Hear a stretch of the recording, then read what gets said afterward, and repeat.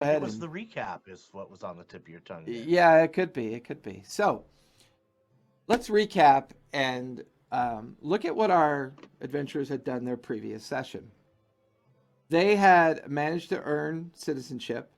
They were residing in the Iron Spike Tavern where they were sequestered. Met a handful of interesting souls in the bar like section. There were a couple things that piqued their interest, but fundamentally, they had a very difficult day of earning citizenship and found their way uh, from the tavern area of the Iron Spike down into the depths of the common rooms and slept off that day's activity. When they woke up, making their way to the surface to possibly have some breakfast, it was Gray who noticed a ruckus or a particular noise coming from a room that our adventurers had decided to intercede through kicking in a door. Somni, the last one to rush in, and a battle ensued amongst what they thought were warden judicators attempting to arrest a harmless and innocent barmaid.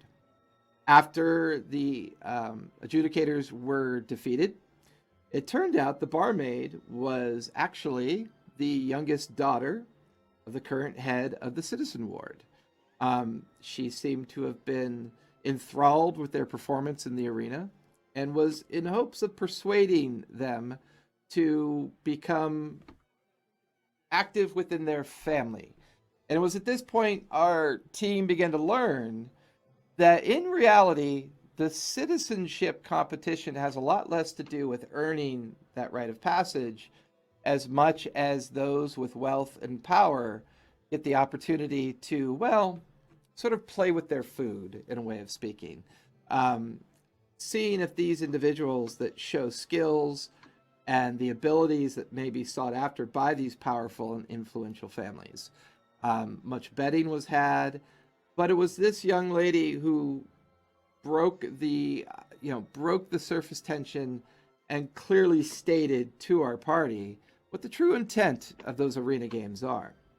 With that, she departed. Pharaoh, the dragon Drake or the Drake rider who refereed and oversaw the game, revealing some information to Somni at the time that Somni has not shared, as far as we know. Pharaoh then allowed, or Pharaoh was then interacted with our team, giving them helpful advice, giving them ideas about what to expect. But fundamentally, the team had made a choice, and they had decided to side with the Ashatun family. And more importantly, when I learned to have my notes up, which they're up, I just got the wrong page, as always. Um, Avisen Avoste. And you talk all that shit on Sundays about me in the green room. Well, not really. I don't. Rumblebelly's silly. He never says anything. Um, the Avoste fam, the Avoste family that is in charge of the citizen ward. It was young a vision Avoste, who had met our party, petitioned them a possible chat, or not really a challenge, but an opportunity. Her family had discovered some hidden chambers below their section of the ward that they've been doing some construction and some surveying on. And they believed that they had found some remnants of the old city from a very long time ago, possibly even 1,000 years ago, based on their understanding. He had hoped that they would take on the challenge of perhaps delving into the space, investigating it, gathering up what information they can, and bring it back to the Avoste family for their own understanding of what this area is. Our team, after playing with dead people for a little while and decorating said dead person with flowers, unfortunately, with the coming of the season of heat, this created a challenge for Gray as they made it to the surface. And the young Philip, who was heavily decorated with a series of flowers and disguised with common clothing. They attempted to keep him, well, unnoticed. Unfortunately, the raptor feeding sled mistook the individual for a dead person, picked him up, and threw him into the raptor pit. We then saw the horror on Gray's face as the same sled went by a passed out drunk individual. They figured he must be dead too, so they threw him into the raptor feeding chamber or feeding container. Excuse me. Was it Marcus or Two-Face. Philip? I don't We remember. should probably not talk about what was happening there as playing with dead bodies. I raised him with my son. Also, Wait, his name no was kind of Thomas. He was an undead body. All right. Man, I don't even know what that phrase means then.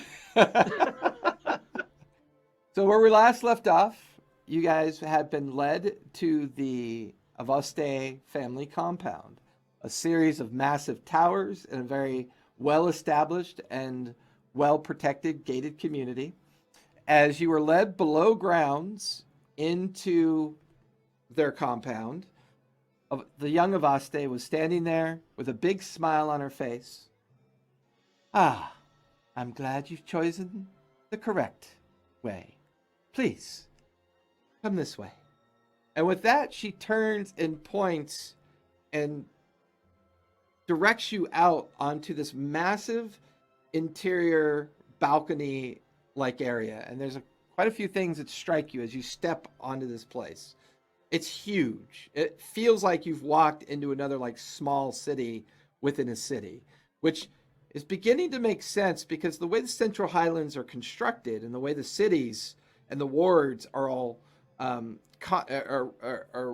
circular in shape until you get to the very middle of the fifth ward, where we had discussed in the welcoming chamber earlier in I think session 1 or no session 2. This space has a lot going on. The one thing that draws your attention the most is in the very center of this garden-like compound. You can see a massive crystal coming up and another massive crystal coming down. And when they meet, there's a fusion of energy and like a crackle of electrical current that goes up and down. And then you watch as a almost kind of like cloud, a small cloud comes into existence and then vaporizes. And you watch as fresh water falls into a massive gargantuan pool at the base of this crystal. You can see the disfigured forms of slaves as you come up to the railing, and the young Avoste is pointing all these things out. And you see over here, this is where our water harvester is working and gathered. It keeps the chamber cool and provides us with as much fresh water as the family needs, both for currency and staying alive. And you watch as the slaves, all disfigured, but actually, the four of you give me perception checks really quick. Let me get perception from everybody.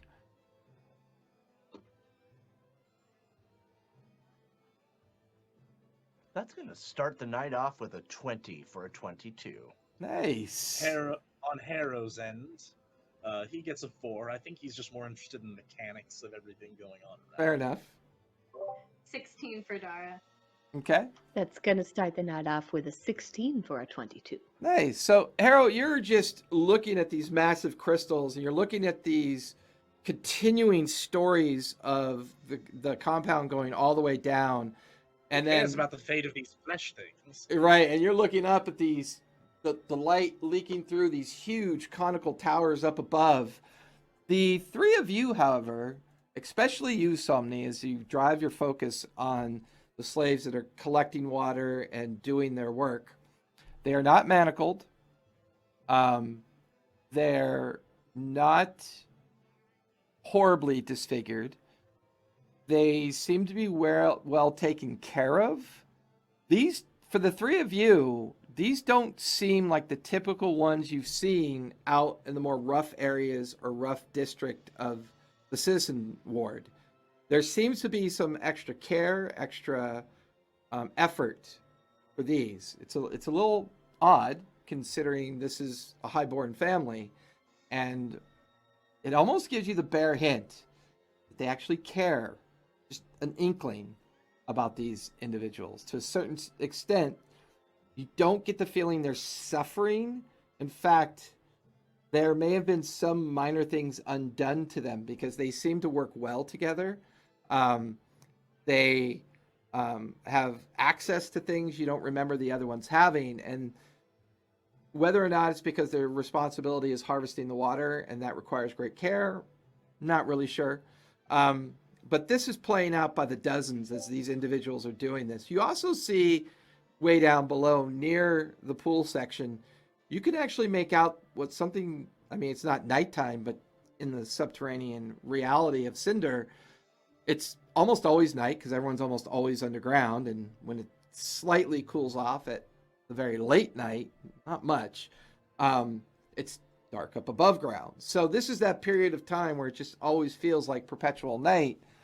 There seems to be some kind of distant noise, like baroquish noise, coming up and drifting up through the chamber. She goes, yes, we are having the seasonal celebration of the end of the season of light and the beginning of the season of heat. This is when many of our family members head to the Shattered Collar to participate in the great war that goes on there. We also send our folks out to deal with slavers and trade in those commodities as well. And we often send our folks out to deal with the nomads that ramble and move amongst the Bracken Waste and some of the Central Highland areas as well. We don't really drift much further than that. We prefer to stay as local as we can. But yes, a dinner party, lunch party, depends on whatever you want to call it. But food, drink, and many of those familiar with our family are down there. I do plan on eventually taking you down there and introducing you, but unfortunately, until I know where my mother is, I would just assume wait and then take you down when I know that. And you will be given quarters here until we decide when best to start this excavation down into this area that we found. And you will have some access to some of the space. Some spaces are very private, and I would appreciate you not wandering into those spaces. There's a particular obsidian tower that you will notice when we go down lower into the gardens. I would advise you not to go near that tower. That is where my mother practices the things that she practices. I am not quite enthralled with what she does with her time, but she is the mother, and the mother will be minded.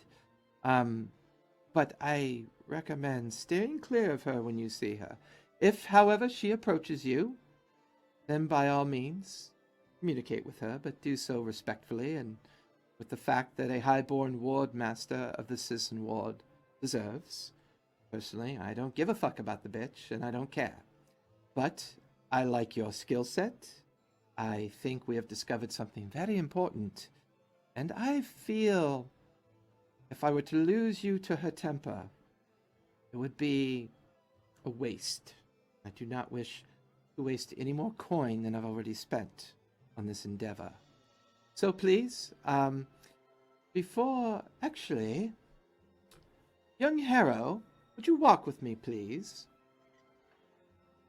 Who would I be to deny the desires of a young noble? Oh, well, when you say it like that,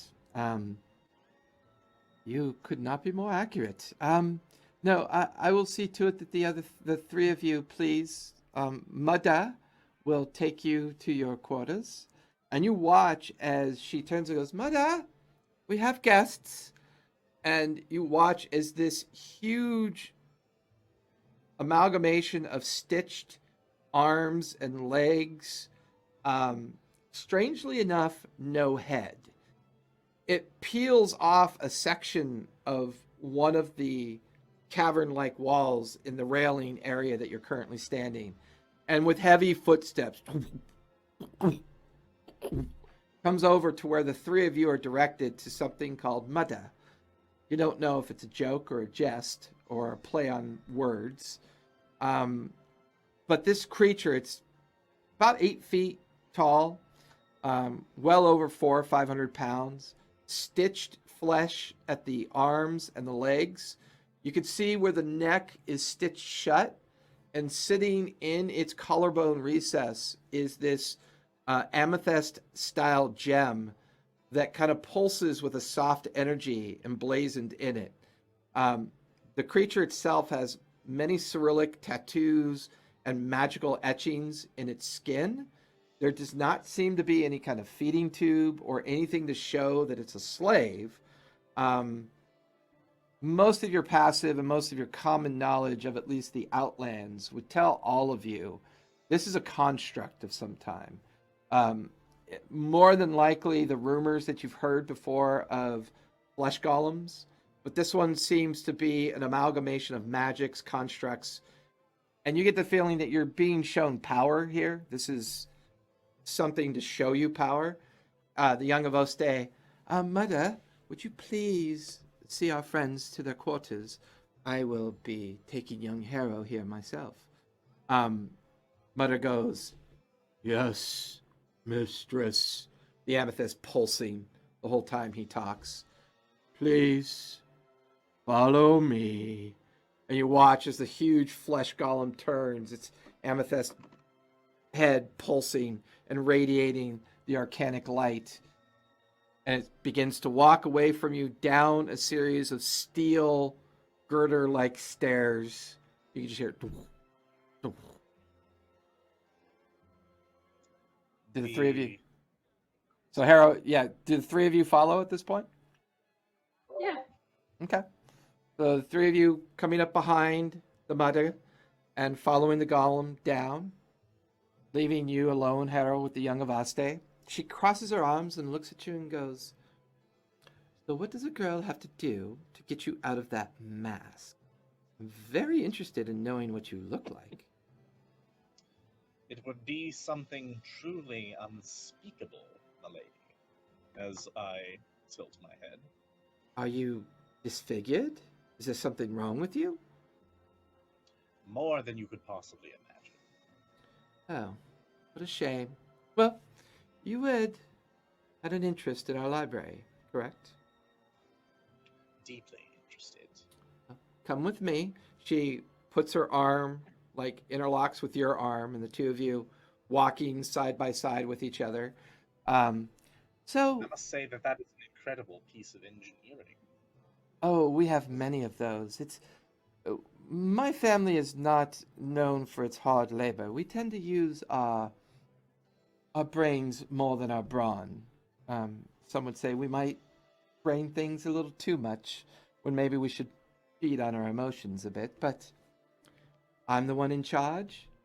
I do what needs to be done, and our wealth has grown ever since. So, tell me, young Harrow, where do you hail from? I am, as so many of my ilk are, madam, from the wastes. I was grown there, and I am merely grateful that I will die somewhere where I will be reduced to mere salt within hours. She runs a finger down your shoulder. You know, I really enjoyed that part where you beat the one to death with his own arm. That was amazing. Provide me with a few more arms, and you'll see what I can really do. Perhaps I might even put on a show to rival that figure of yours back there. That would be interesting. However, I wouldn't want it to consume you, which is those powers. Well, never mind. I'm afraid I find myself taken a bit with you. I don't know why. It's been a while since I've conversed with anyone like this, but watching the others do what they did seemed well practiced, and they seemed well skilled in that. Watching you, however, was almost like watching a 2-year-old learn how to take a shit, and you did it quite well. I mean, clearly you do not have a physical prowess that makes sense, but yet, even with the lack of magics, you used your intelligence to really work things in your favor. The destruction. Oh, and I must tell you, Mistress Pharaoh was very pleased. It's not often that during the arena fights that the Drake gets to feed on a cheater. Um, Whether or not he was truly cheating or not is I'm impartial and I'm indifferent. But to watch what It happened is a moot was point now. yes, but still, she was very pleased. The Drake doesn't often get to feed like that, and he was quite happy. And this time passes with like casual chit chat, about 5-10 minutes. You don't even realize that you've actually been going down a separate series of elongated, slightly descending corridors that seem to take you a little further away from the very center of the area that you were just in. And you come, and then suddenly your voice is echoing without even realizing it. And as you step into this chamber, you're looking out upon these carved out daises all over in this massive gargantuan chamber. And you can see in these recesses of these carved daises individuals either in study, reading, moving books about. You watch as a spell that you're familiar with, an invisible servant, is moving and drifting across a massive open space, delivering handfuls of books over to another dais and another table. We have many books here. Unfortunately, they are preserved here for certain reasons. We even have, I don't know if you've heard of this or not, but we have 2 books that my uncle found out in the wastes that are even still made of a thing called paper. I don't know if you're familiar with that term, but I've heard mention. yeah, The all description seemed a bit odd. yes, all the other books are made of vellum and animal skins so that they can be preserved properly. But we do have 2 that are made of paper. Perhaps doing this service that you're going to do for our family, I could introduce you to those 2 books. But I wanted to show you here the library.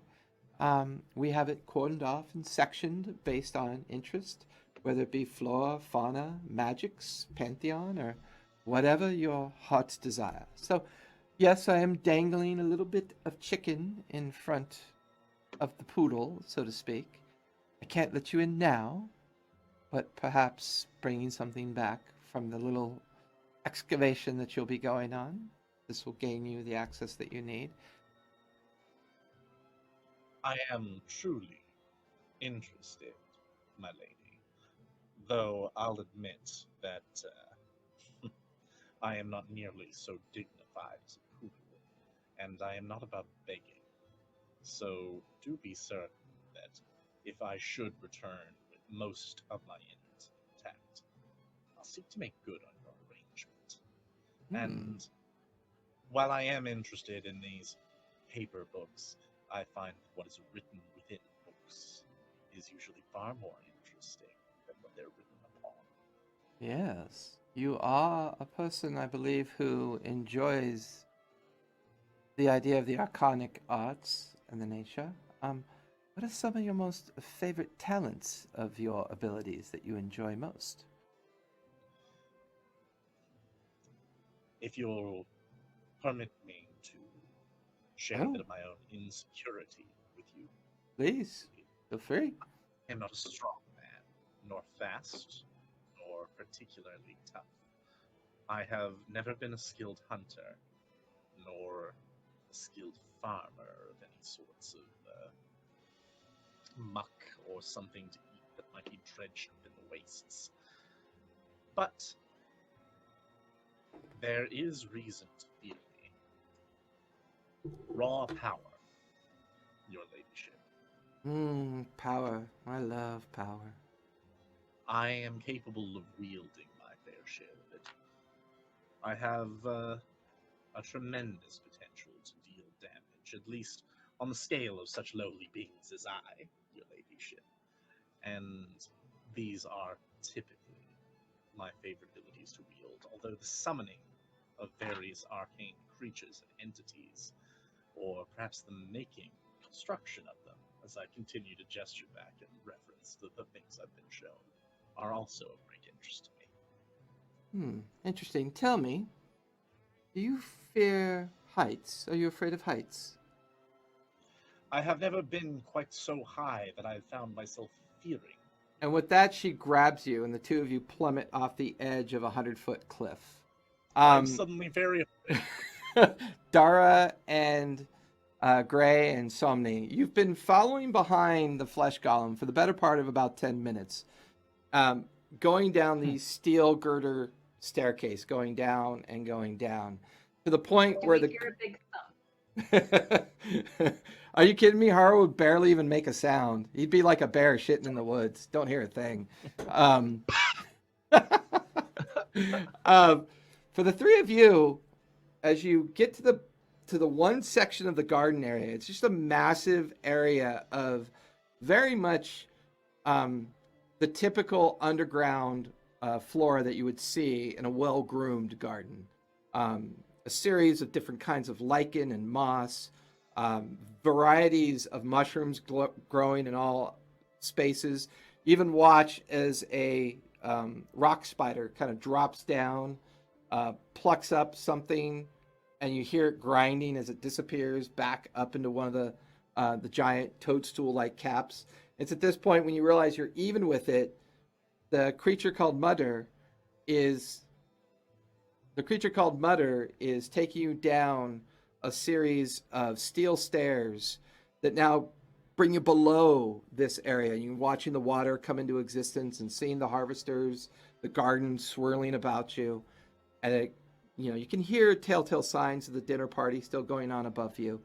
You go down, and now you're in a dark chamber-like space that just kind of winds down another 100 feet or so until you get into another open chambered space, another miniature town within a miniature city within a major city. As you step out, there are other individuals here. As you step into this space, you watch as one of the handler slaves is standing there. Its arms are not functional, but its legs are. It seems to be wearing a very simple, plain tunic. It has both eyes and the ability to speak. You don't see the sight of a feeding tube. It stands there, and the young human looks at you and goes, "Ah, Mother, are these our new folks that will be staying with us?" "Yes, they are. I give them to you now." And then Mutter turns, cycles away, heads back up the long gangway that you came down. The young human, armless, but seemingly in decent shape. "Oh, good. Been a while since we've had arena guests. The Avaste family doesn't often participate with them much. You must have really gotten her attention to be here. Please, follow me. I will take you to your place where you'll be staying." And it's at this point you realize you're stepping in to another series of small gardens placed everywhere. Very similar to the one above, but in a smaller scale, no water or anything. There does seem to be a strange kind of, it's like about 10, 15 feet above you with some stalagmite, stalactite hanging and, up and hangs, and things are growing all this.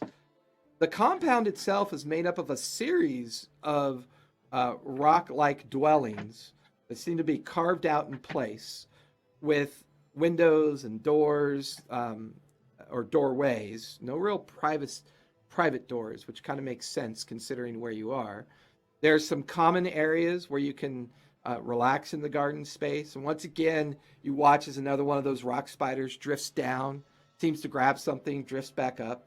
"Oh, don't worry, they're mostly harmless. They feed on some of the worn insects that eat our gardens, and the Avostes like to keep those well preserved to help us keep the insects down.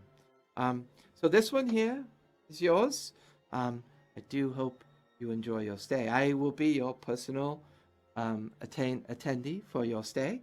I can't shake your hand, but I can certainly help you if you need it. I'm well versed in being able to get food for you. I have a decent knowledge if you're allowed to go back up to the surface after I receive permission from the Young of Oste. But other than that, if you need water, if you need food, anything like maybe some basic clothing or equipment that you might be in need of, I would be the one that you would call for. My name is Carmyle, and Carmyle is here to help you with anything that you need.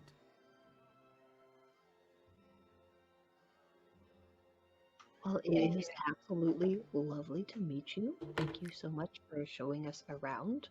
I wasn't particularly afraid of the spiders. Oh, How often do they like come down? Just all the time? pretty much, yes. I've been bitten. They are not poisonous. Sometimes, they mistaken me for food. Well, I can only do so much. I kicked it off me and showed it to my mistress, and she's like, "Oh, don't worry, you'll be fine. They're not poisonous." They seem to be mostly here to keep rodents and other small insect-like creatures intact. I will tell you this: the one thing you need to look out for is the millipedes. Those things hurt, and they're scary. Try to avoid those. I just tap Dara on the shoulder and I point towards the one that most recently came down. His name is Philip, and he's going to be my friend. Okay. I think poor Dara's camera might have froze. It Uh, looks with- great. Oh, It I look does. so angry. I don't care for your Philip.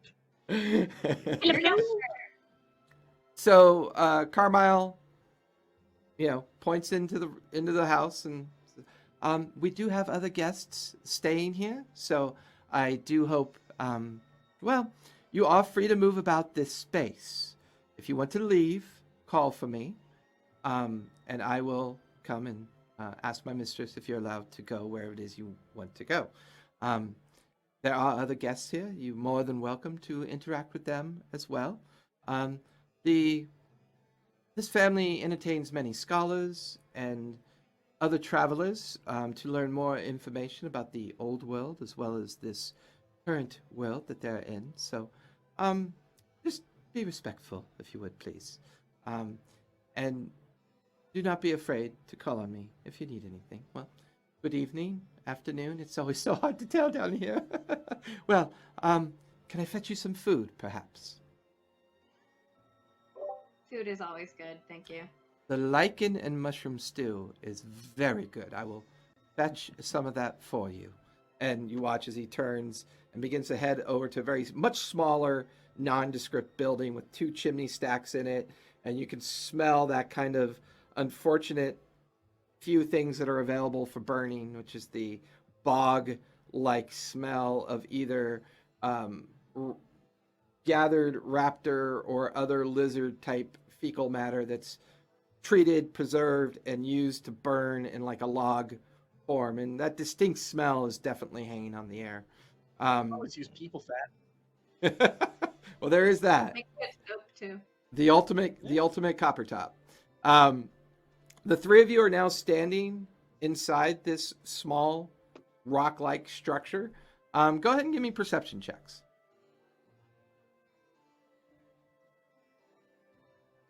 17. Okay. A 20. Nice. A not as good. 15. 15. Good enough. This space is made up of 6 what look like very comfortable beds. There are a series of bone and shale crafted with metalworks as well, like tables and desks. There is a metal iron box at the foot of each bed. Interestingly enough, hanging on iron hooks by each bed are ropes and other kind of blankets and towels as well. It's not fancy, but it's not exactly the squalor of some of the areas that the 3 of you have seen, either traveling in the wastes or existing in the wastes. It's a couple steps up above the Iron Spike Cavern. There is a very hint of a bit of music playing way off in the distance, kind of wafting through the open cavernous space outside. As you begin to examine this, you hear a and there's Carmyle with a giant pot like attached around his neck with an apron to keep it from burning his skin. He has well balanced on like a hook over his shoulder a series of spoons and bowls. Was wondering, could one of you help me set this up on the center table? Dara will just walk over there and grab it, like easy. Okay. Oh, thank you. You need to unhook. Yeah, get that. You got to unhook that right there. Oh.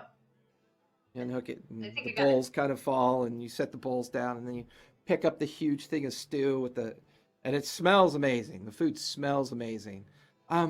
Oh, and let me show you here to your water receptacle. And he kind of waddles over his apron, kind of flapping. He reaches up and he pulls what you thought was a piece of the rock wall, and it opens. And as it opens, a section of metal pipe falls out of the top, and fresh water pours into the bowl, fills up a small bowl. And he goes, oh, and in your boxes at the foot of each table are some bone flagons that you can use for water. If you want something stronger, seek me out personally. I have some of the Titan's Fall Ale, I believe, some of the Highborn whiskey, and we do have some of the Bracken wine if you choose to. It's up to you. I don't recommend over imbibing in this particular area. It's always good. He shrugs only his shoulders to have a steady head on your shoulders, so to speak. If you need anything else, I'm merely a few yards away. And he turns, exits the chamber, leaving the three of you inside your new space. What would you like to do? Food. There's food on the table. That's a very exciting thing. So Dara will just go and like ladle herself a bowl out. Start getting some stew. I'm going to also get myself a bowl, but I'm also going to save some because I need to entice Philip. Fair enough. Do you think Philip eats that? I don't know, but it sounds like we're going to find out. I'm pretty sure. I mean, he'll be carnivorous, I'm sure. Did you hear that loud pigeon, somebody? I heard a loud pigeon.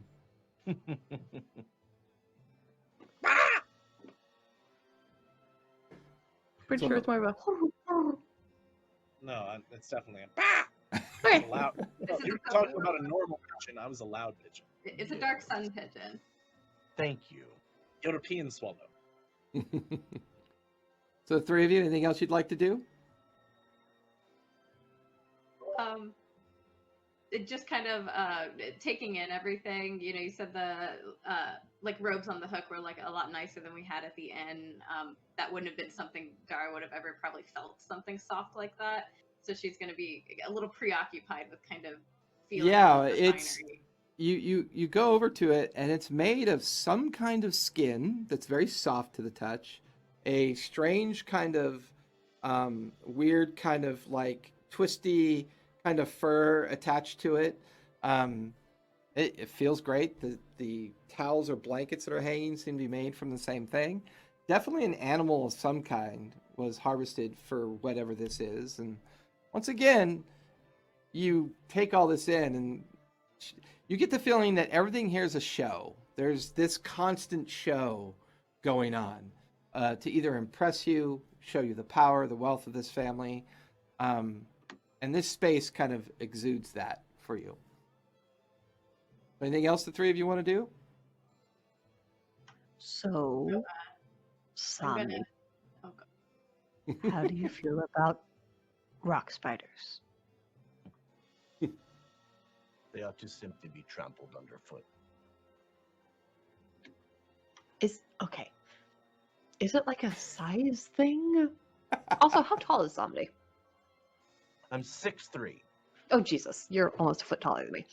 Is it like It's that? not Like like everything smaller than you is just like trample territory, or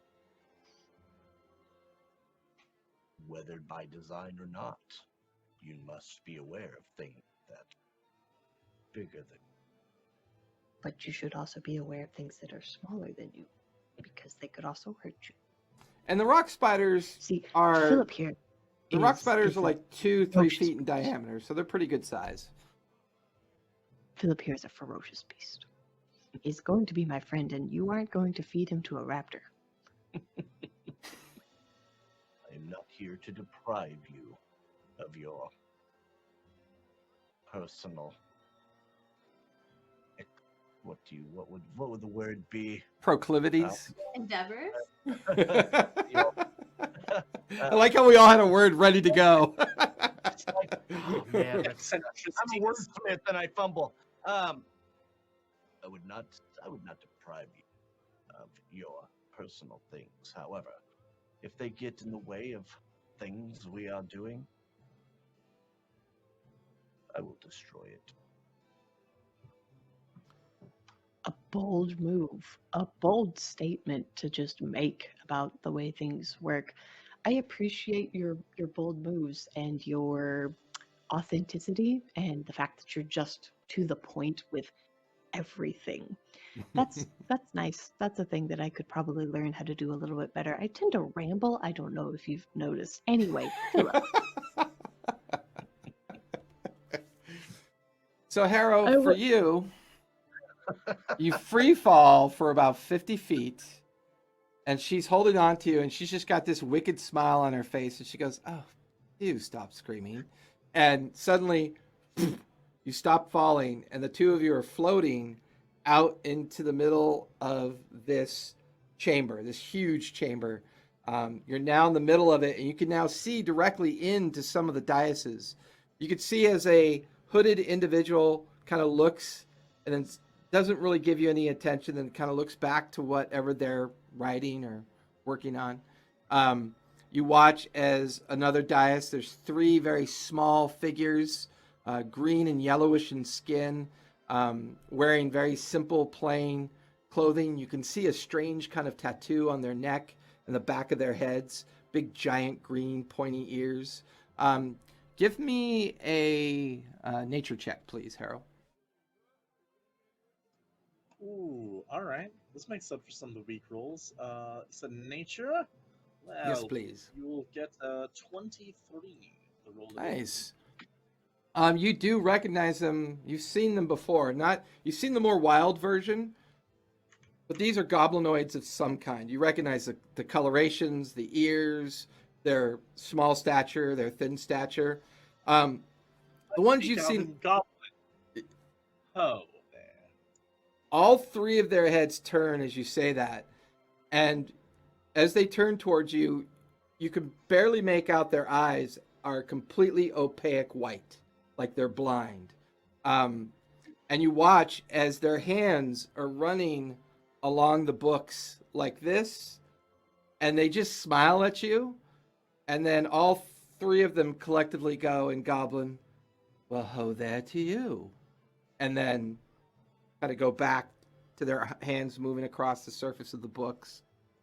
You probably, and she drifts you away from them. You don't want to mess with the goblin monks. They're a dicey kind of sort, but I'll be glad to introduce you to one of them later. But when they're in study and in meditation, my fault. And you kind of drift closer to the center, and now you're just drifting there. You can see the massive chasm that leads straight down, and then you drift slowly down until you get to a spot that looks like it's been under construction. You could see metal lattice work hanging off the cavern walls. You can see partially built stairwells. You could see chains of buckets half filled with the refuse of cavernous material and debris. You can see hanging hemp rope and hanging chains that look like maybe people would be attached to them and things would be under construction.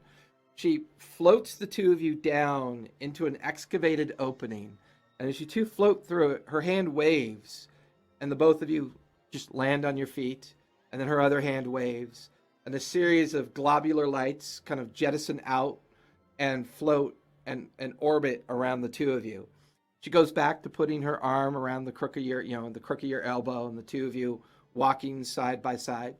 I thought perhaps I'd give you a little peek of what we found, so that maybe this evening after dinner, you and your friends could discuss your thoughts on this. I don't. How much of the old world do you know about, Harrow? Not as much as I wish. Tomes have no way of stir, a precious resource, and most of the ones that held any insight have already been gobbled up in cities like this. But I do find whispers from time to time. And You will find I kind of consciously looking down, like, to my own raiments and stuff. Do you have a spell book, Harrow? I'm sorry, what did she say? Do you have a spell book? I do.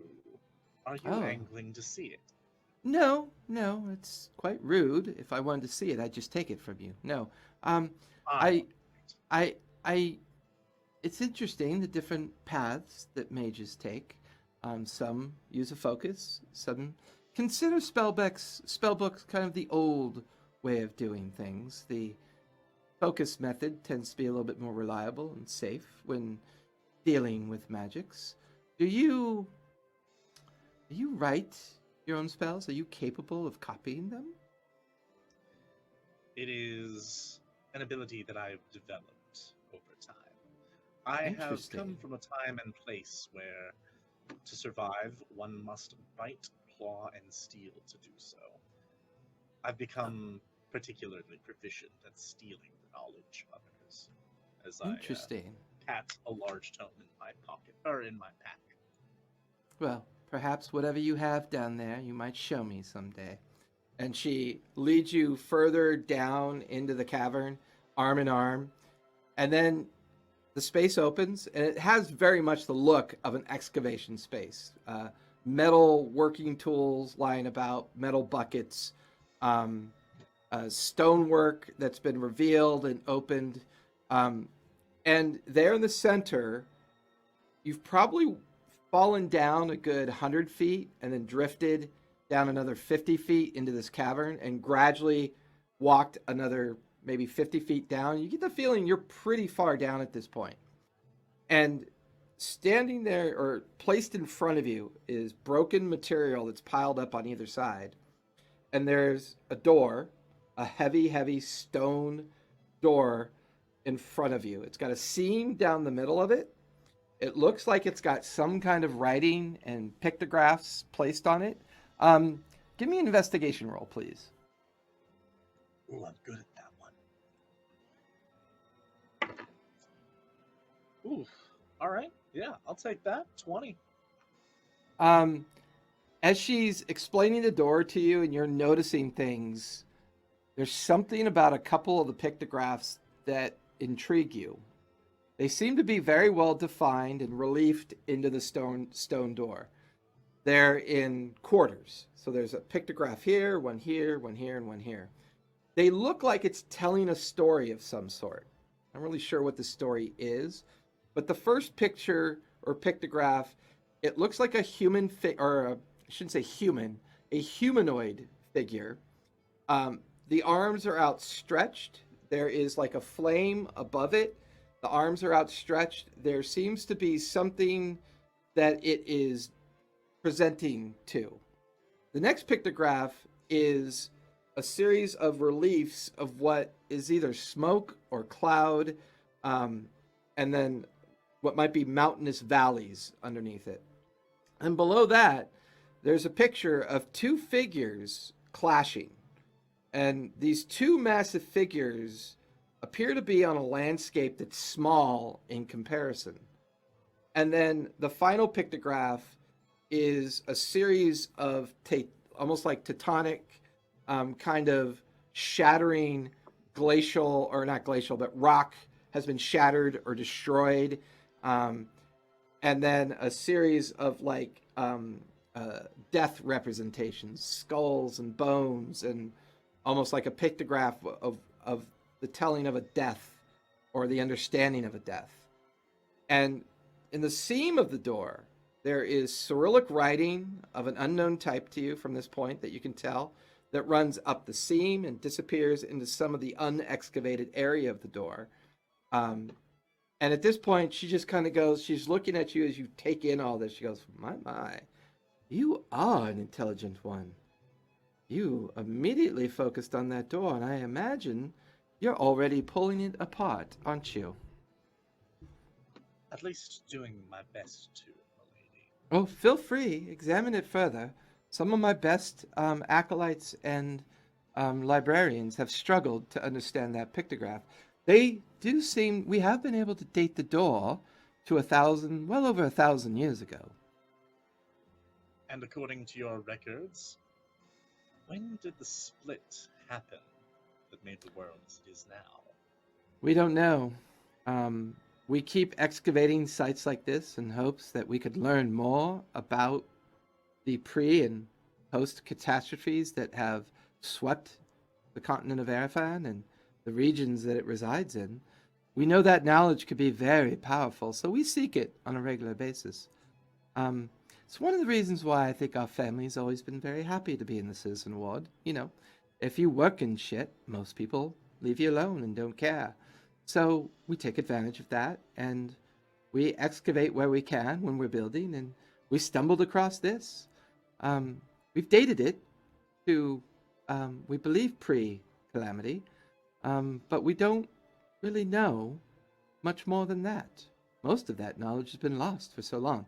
We believe that the Abernathy family probably has some of that knowledge, but it's a mystery to us probably as much as it is to you.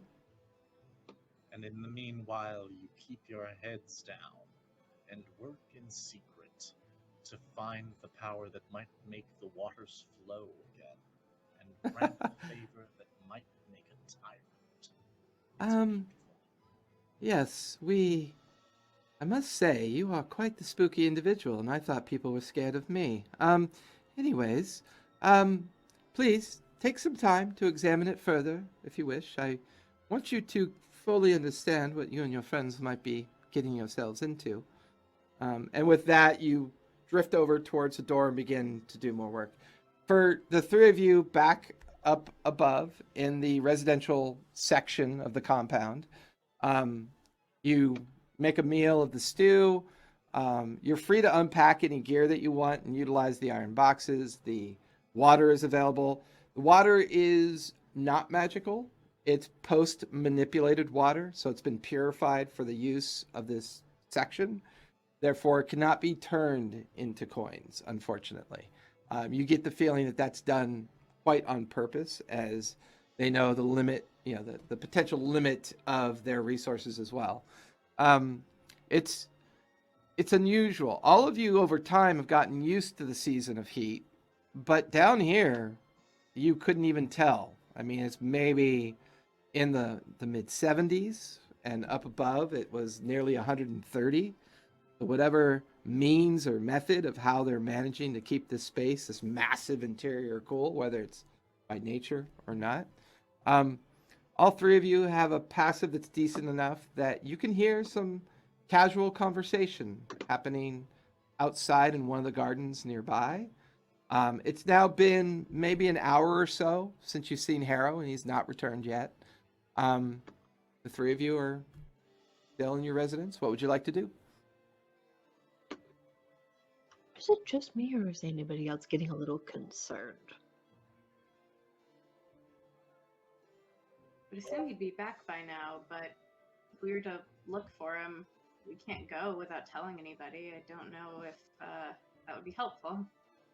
I don't think she wants to kill him. She, needs our help. I mean, if you want to kill there him, could be other you could probably machinations sneeze on him. involved. Oh, is that like a way of saying They're like banging right now. No.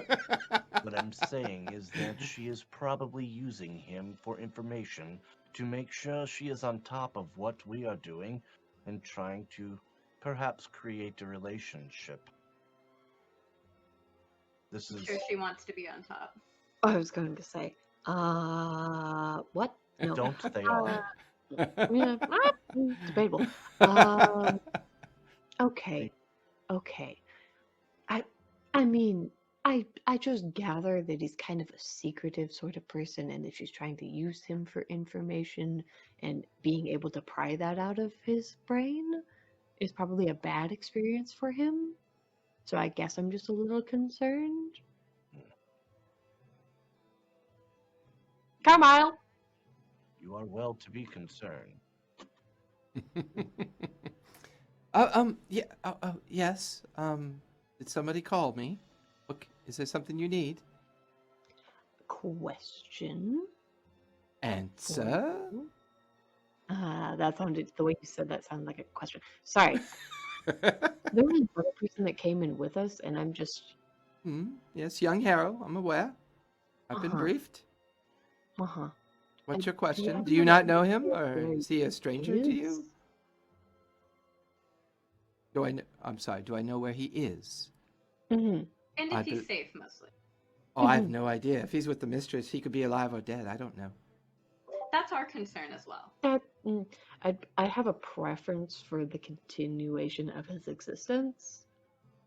That's a lot of big words. You could bring him back, right? Well, yeah, but Well, bring him. Oh no, we don't. No, I'm sure he's fine. I'm mostly being silly. I'm sorry. Breaks the tension. wait, what do you mean? Oh, he's fine. The mistress that has other already the mistress has already messaged me, and if you were so inclined, to let you know that he's fine. He is merely examining the discovery that the family made in preparation to have that conversation with you. Mm. I mean, You it's said we don't do that. Like, what do you mean? Like people Oh. that die, you just let them die? yeah, we put them in the raptor containers like everybody else does. Got to feed the Warrens. Got to keep the food growing. The way things are. Most of the magics here are expended on the conversion of either polluted or bracken water, or using the magics to bring water into existence. That's the only wealth here that has any importance. Life is cheap. Are there any people that die that you wouldn't chuck in with the raptors by chance? Probably personal family members, I'm sure. But other Uh-huh. than that, I mean, That was good.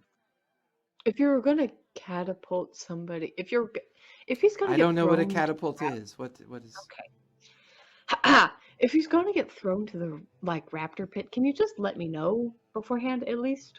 Oh, you're talking about young. Oh, of course, yes. I mean, it's a strange thing to want to know that. It's quite disgusting to watch. I've seen it happen before, but the mistress would let me know if that was the case.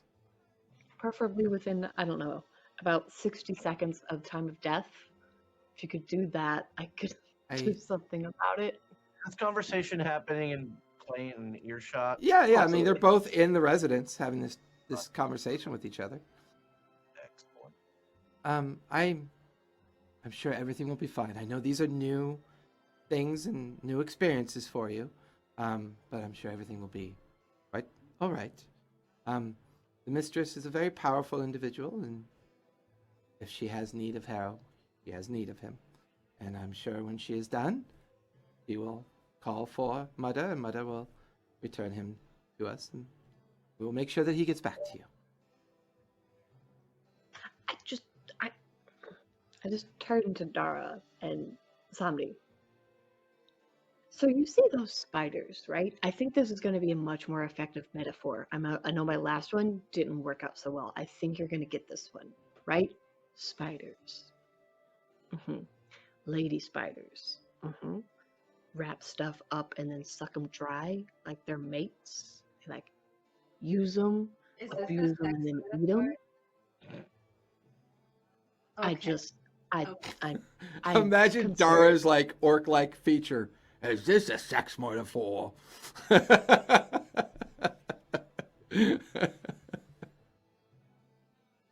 That's exactly what's happening right now. Grayson, what exactly are you getting to? And I'm afraid my new friend is getting eaten. Oh, he might be. Are we speaking of In the not good way. He doesn't have a hand to hold up. His like stubby shoulder comes. I'm sorry. Why would you think the mistress would eat your friend? That seems very strange.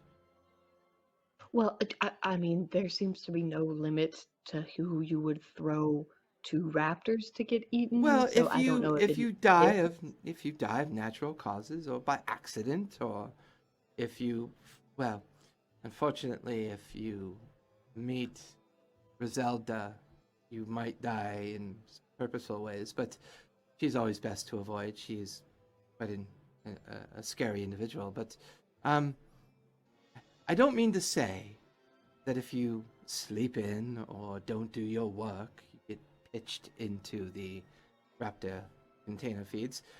You die of natural causes or by accident or for whatever reason you are no longer with us. We reuse you. That's just what we do here. Those Carmelo, that you made a point about big words. I'm going to teach you a big word, okay? yes. Put my hand on his shoulder. Do you know what comforting means?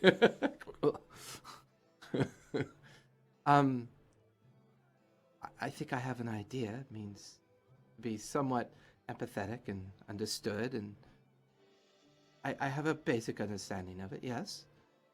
So you understand the theory and understand that not a single thing you just said there was in any way, shape, form, or fashion comforting.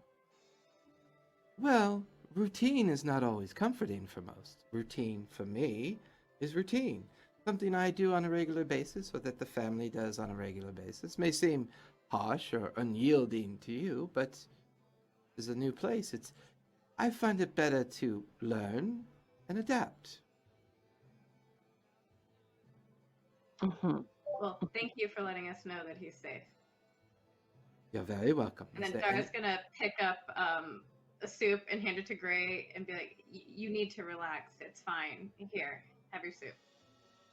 Relaxing is not my forte. Grayson, a word, perhaps.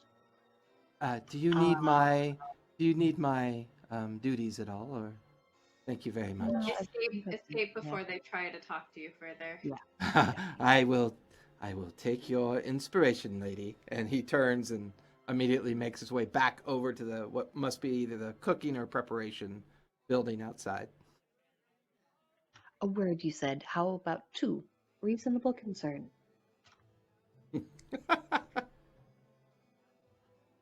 Court and intrigue, and these folks, they live sort of by the mantra, not everybody is out to get you. They're just out for themselves. Not everybody is trying to kill, maim, or destroy people here. However, that's not off the table. But oftentimes, they are simply out for themselves and do not wish to waste their time on nobodies such as us in their eyes. Agreed. Yes. Yes. I don't know why. And look, I'm going to give you an example of being vulnerable. That's another relatively big word. When people that I have some level of care for are away from me and out of my sight, I get a little itchy about it. Clingy. Just as That was And- great. Dara the orc is like leaning near Somni going, clingy? you feel just as any mother does when their child is away from them. And while yours may be a bit amplified, there's no wrong in caring for your friends. But understand, if it gets the best of you or gets a hold of you and makes you act irrationally, then we will have problems. That is all Yeah. I'm saying. Yeah, I guess I'm being a little bit too panicky, a little bit irrational. I'm gonna go try to catch Philip now. You head out into the common garden area outside the residence, leaving Dara and Somni inside. As you make your way out, Greg, give me a perception check, please.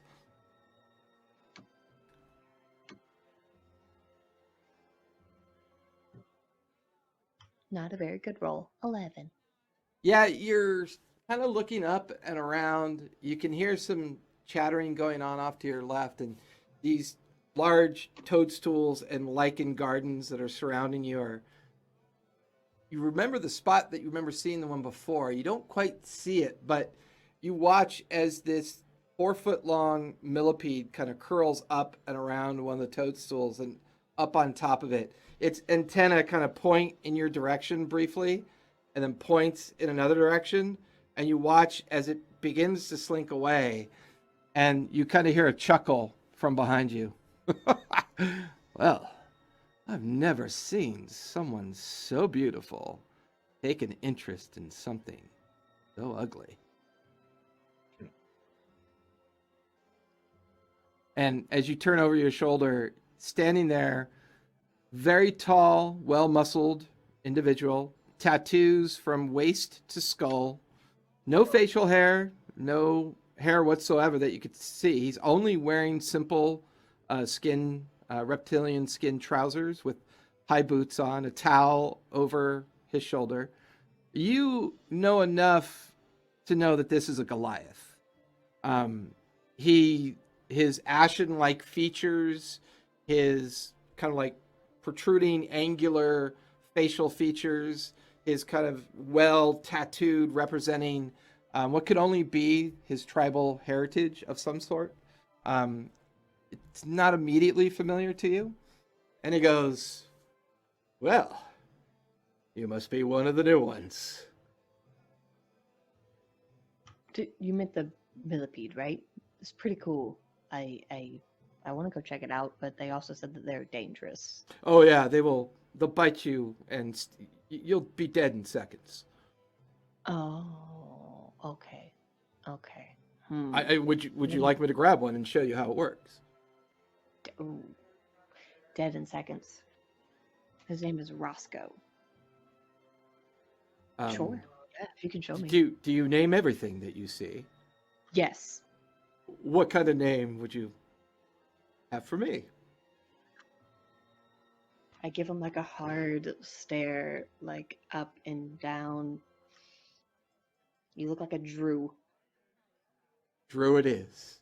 Me and my friends were just heading over to the salt baths. Would you care to join us? Does it involve Roscoe or? No, it will not involve Roscoe. But you said you could catch. I could, but it would be dead if I caught it. And you don't strike me as the type that likes things to be given to you in the dead concept. There's a bit of a shiny around you that I'm not very familiar with, and I find any newly minted citizen a potential interesting conversation. Sure. Oh, you'll What is love. his name actually, Drew? Well, Drew sounds good to me.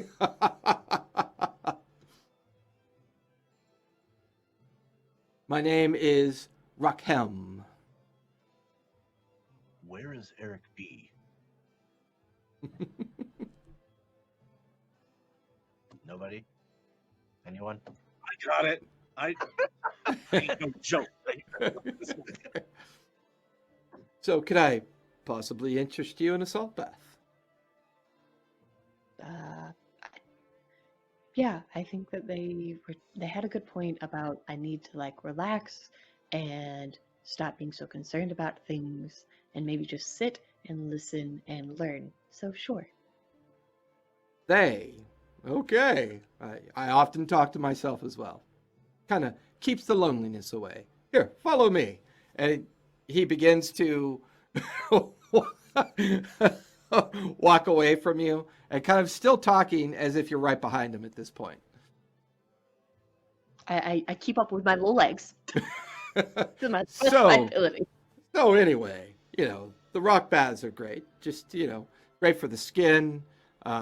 If you've been, and maybe even for you, you've probably been in a tussle at the arena. So it's got some healing properties as well. You'll definitely enjoy it. And, perhaps you'll enjoy my friends as well. And the two of you are drifting towards an area where a whole lot of steam is permeating up from the water. You could see naked forms kind of already leaning up with their shoulders back like this, the steam and everything coming up. People going in and out. You watch as another Goliath with very similar natured tattoos. His naked form steps into the water. The tattoo or the Goliath that you're walking with drops his trousers and walks right in to the water. Kind of wades through it and picks some of the mud up and begins to scrub and exfoliate some of his. Give me a perception check really quick. To see what he's exfoliating? Exfoliating a lot. That would be a 14. Yeah. Oh, He's definitely been in a major fight recently. There are some pinkish kind of raised areas of the skin that are very much kind of from wounds, from some kind of slashing method of some sort. And he seems to be working on those particular scarred areas. And I'm sorry, it's very rude of me. What is your name? Oh, Gray. Are you currently hurt, or is the bath gonna fix that? Or are you like a person that's like, these scars are dope and chicks dig scars, so I don't want healing? Oh, What's you're your vibe, Brew? no, I'm quite uninjured. I was doing some work for the mistress, and it was quite dangerous work, but she saw to my healing needs. I'm not a fan of scars, so I do this to get them reduced, and eventually they will become tattoos, the telling of my story, so to speak. Just point to a random one, and what story is that? And he kind of goes, that? Well, that's my birth tattoo. That's the one that I'm given at birth.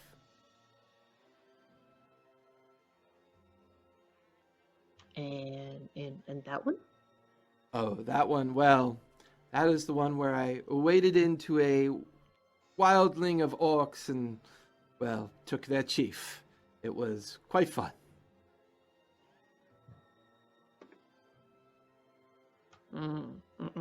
Internal defenses of maybe this guy has something against orcs. Flare up. Okay.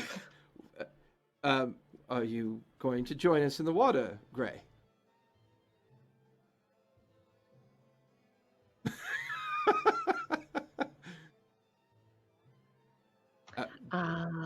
Is there, okay, physically, is there like a ledge? Yeah, I mean, there's a place you could just sit and dangle your feet if you wanted to. That's exactly what I'm gonna do. Okay. I'm not really that hurt. I think I'm just gonna dip my feet. Well enough. And then he just goes back to doing his thing. There's casual chatter between the two Goliaths. There's a couple of Araphanians off to your left, seeming to have quiet conversation with each other. Dara and Somni, you're still back in the residential section. Gray has not come back with the spider. Who knows? Maybe Somni, she was eaten. The two of you have the residence to yourself. Anything you want to do? No. Not to pull a Gray, but Gray's been gone a little while too. Somebody just. No, you're right. You're right. How is your tusk? It's still a Much little better. loose. It's a little loose, but it's better. How was your chat with the Drake Rider? Very interesting.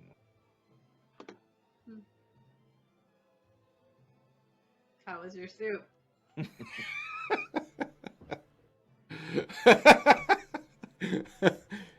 Harrow, you've now been studying this door for the better part of 20, 30 minutes. Go ahead and give me another investigation check, please. You got it. Oh, rolled weak early, but rolling fire right now. A nat 17 for a 22. Now give me history with advantage, please. I'm even better at that one. Oh, I am okay. That is a 28. That is as good as I can roll on any. Nice. Shazam! Now that you're closer to where the doors are, you're beginning to study these pictographs in greater detail. The one that you find the most interesting is the fourth one, that even someone of your learned understanding of some of the older histories and some of the understanding of the dangers that wander the wastes or the tombs that you've excavated or gone into in the past. This is definitely a symbol of death ceremony, a symbol of conclusion, and the end of time, the concept of the end of time. Whether it's describing a person, place, or thing, you're not really sure.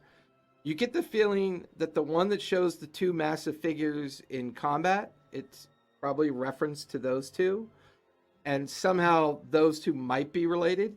You're still unsure as to what that figure is doing, whether it's in worship or some kind of casting of an effect or spell. But more and more, you're feeling like this could potentially be either a tomb or burial chamber, or perhaps an old area of the old city that was sealed off due to some kind of struggle or some kind of interaction with either godlike beings or magical beings. Those are the two things that you kind of glean from this information. Whether it's true or not, you're not sure, but as best you can tell. The Cyrillic writing does not look familiar to you at all, which tells you one thing. This is a pre-calamity site. You're decently versed in most Araphanian language, even the nomadic Cant language, some of the other secretive languages that other groups use. But this, you can't, it's a written language of sorts, maybe even a little bit emblazoned with a bit of magic. Really hard to tell. Commonalities with any of the languages that I know. Give me another history check. 14. Not really. In fact, the one thing that stumps you about these writings is that the way that they're written is not the standard way that you're used to seeing more contemporary writings. This is written in juxtaposed direction. There's no flow to it. It gives you the idea that it's more of a symbolic reference as a true, like a true language. It's a symbolism that you can't quite put your finger on. Has my guide been staying with me while I do my homework? Yeah, she's back there just kind of watching you work, her head tilted to the side. How much of this language have your scholars deciphered? Oh, none at all. It's completely unknown to us. I believe it might be pictographic as opposed to representing sounds or syllables. Interesting. I thought about that. Seems to reference something, some sort of a conflict, obviously, but something more than that. This is a place of death. I hope you're aware. We gathered that. Yeah, the fourth panel we did decipher as a ceremony or conclusion of life. We have seen other tombs out on the surface that reference this. It seems to be a throwback from the old world that has seemed to carry on. But it's usually, I believe, mostly a reference of high status. someone powerful was in here. There were one of two options as far as I can be led to believe from what I've seen. And I don't speak with certainty. This is all secondhand, obviously, and being translated by somebody in a third hand. But either this is a place where someone great and powerful was laid to rest, or this area was sealed to house something terrible and powerful. Either way, there's something very interesting behind this door. And then as you say that to her, she kind of looks at you strangely, and then the two of you hear a strange scraping noise coming up from behind you, almost like nails on rock. And you look at the face of the, you look at her face, you look at the face of the young Avaste. Her face just sags. Oh, Mom, why do you always have to interrupt when I'm working? Well, some children are just so not subtle in their contempt for their mother. Bow hard. And you're looking at this figure heavily hooded and cloaked, and the scraping noise, you see the telltale signs of sparks off nails that are dragging on the floor as she's levitating in the space towards the two of you. The young Avoste goes, Mom, I would have brought them to you. And your head's still kind of slightly down, but you can hear a distinct kind of reptilian kind of cadence in her conversation with the young Avaste. But Dada, this one seems particularly smart. He deciphered in 10 minutes what it took your librarians weeks to decipher. Yes, I'm aware. I was testing him, Mother. You know how this works. Oh, by all means, go about your business. I will see you and the others later this evening. And with that, her figure, her form, walking away. Give me a perception check really quick. 10. You're not sure, but you thought you saw the shadow of something flicker as she turned. You're not sure what it was. But you can hear the sound of those scraping nails, of the levitation effect of her feet dragging on the ground as it disappears further down the direction. And then you hear, and you don't hear it anymore because the only way up is to fly up. Getting down would require other means, and right now you've flown down. She turns. I'm sorry for her interruption, but I had to know. I had to make sure that you are smart as you appeared in the arena, and you have proven yourself very well. Please, let's return to your friends, and the four of you can then discuss with, whatever it is you choose to discuss, and I will take you to your residential quarters and call on all four of you later for the closing evening of the celebration, and you can meet some of my more pleasant natured members of the family. Mother usually only ever shows up near the tail end of the celebrations and then proceeds back into her tower, so hopefully she will not burden us with her gloom and doom long. But please, come with me. Let us return. Of course, milady.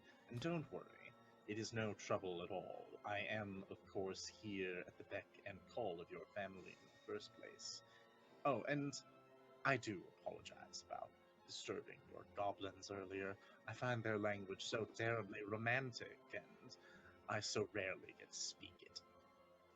I'm not overly fond of their gibberish, but I can appreciate someone else's fondness for it. But please, let us be. And she grabs your arm. The two of you make your way to the edge and kind of float back up to the top, making your way back to the common garden section. If you'll excuse me, I must attend to some other guests. Mother? And you watch as the flesh golem comes lumbering over to where you are. Yes, mistress. You would see the young Harrow here to his quarters. I would greatly appreciate it. Come this way. Clump, clump. The amethyst crystal pulsing as he's walking and leading you down the steel girders. I will do so, and as I give one more bow and to the young Vaste and travel on with Mata, if it will respond, I will ask him mechanical questions about himself, like how is this determined, and like little things like that. You know, like little Right, academic right. thing. Hero. He finds your method of communication a little confusing, or it does. It's crystal kind of looks down at you and pulses brightly. I'm not sure I understand what you want. Interesting, very interesting. As I make even more notes about that. And even if it's like staring at you, it continues to walk forward like it already knows where to go. It doesn't need to actually look to see where it's going. It's just lumbering forward, the crystal staring down at you. And then it kind of pulses back up and goes back down to leading you. And there at the residential entrance, you see a young Araphanian boy, nicely dressed with a leather smock on, or a reptilian smock on his chest. Ah, mother, the missing Harrow. Thank you for delivering him to me. Harrow, if you would please come this way. I believe your friends have been asking for you. Does he share any look of relation? This well dressed handsome boy, does he share any look of relation with the rest of the family? Give me an insight check. 16. There's some features there. The shape of the face, the way the eyes and the nose collect a little bit more of a tight, pointed feature. The well-mannered communication, the way he's speaking Araphanian to you. Yeah, there's something there. As he speaks, I will incline my head and say, "Yes, of course, Lord. I'll follow where you lead." He stops and he turns over his shoulder stumps to look at you.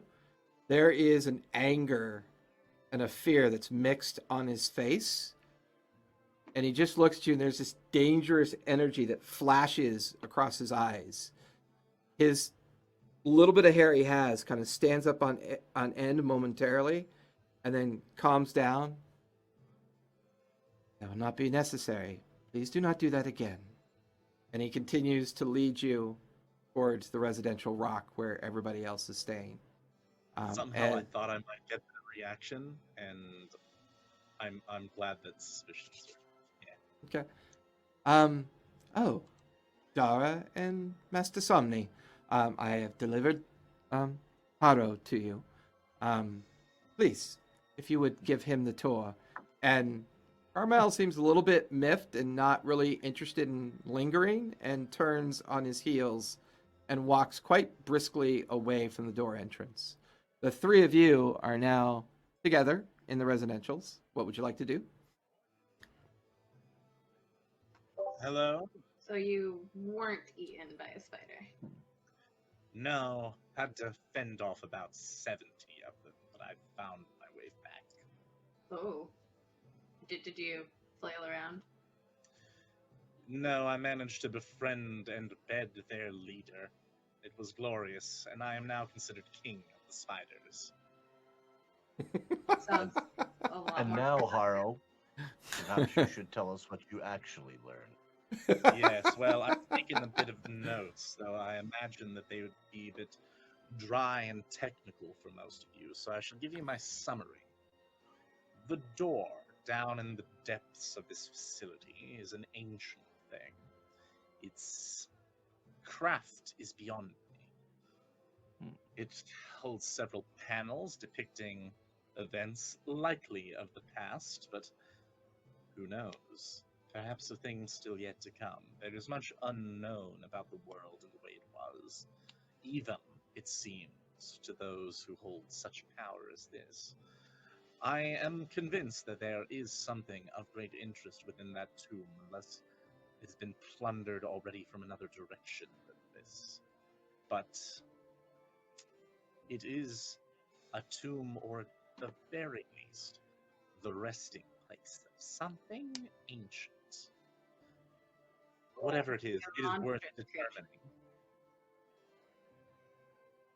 Why would we look into this, Haro? What is it worth to us? Firstly, it will earn us the friendship and association of a very powerful family. Secondly, I imagine that there will be great artifacts, perhaps, or knowledge that might aid one. Or a big demon monster that was hidden away to not destroy humanity. Whatever it is possibly before what befell this world. Even if it is monstrous, it might know things. Who knows? Perhaps even how the waters flowed. If you don't understand the door, how can you possibly feel like we can hold the potentially monstrous creature back if that was the case? I have no intention of dying. All that I can say for certain is that no matter what occurs, I will claw my way back to victory.